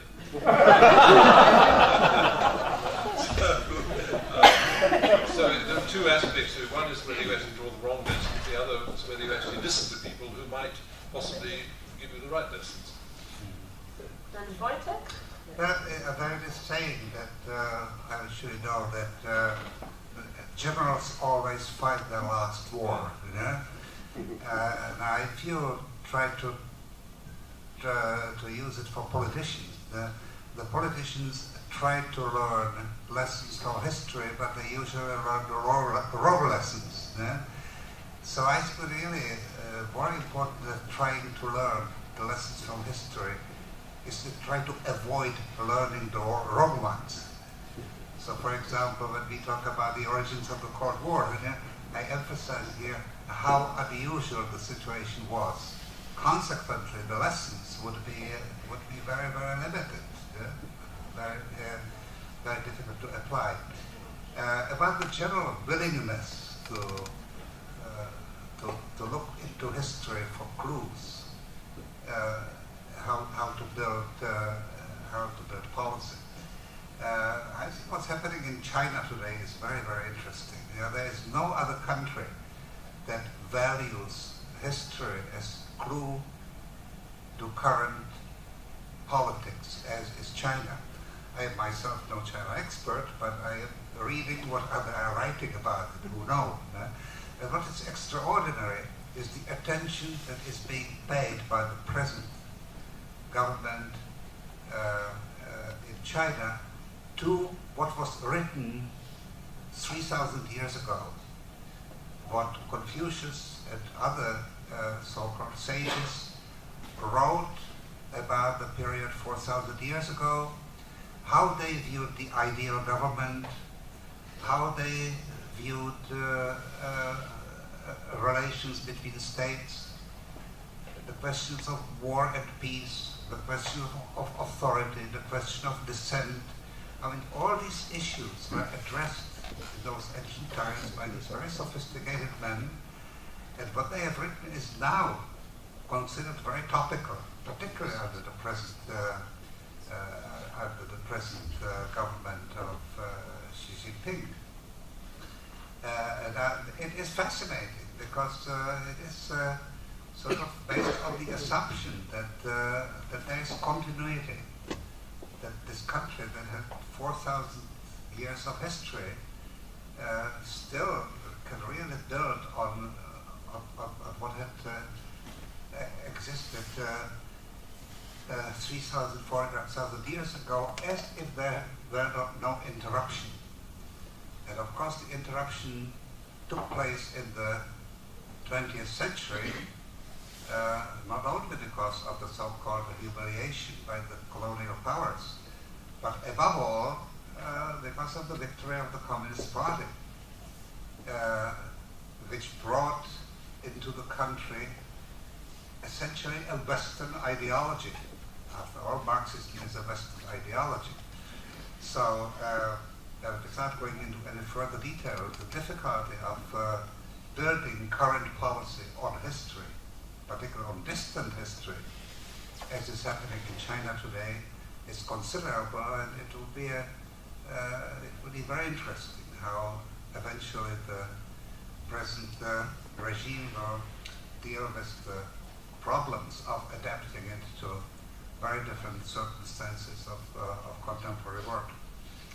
Okay, thank you very much. It's now exactly 4:30, so the conference draws to close. I will start with some very short practical announcements.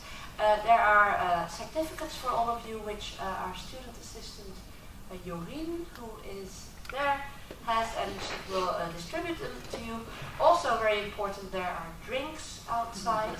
I hope you had a very good day. At least you can think you can take a lot home on the Cold War, but also the fact that perhaps it's more important not to teach the wrong lessons than teaching the right lessons.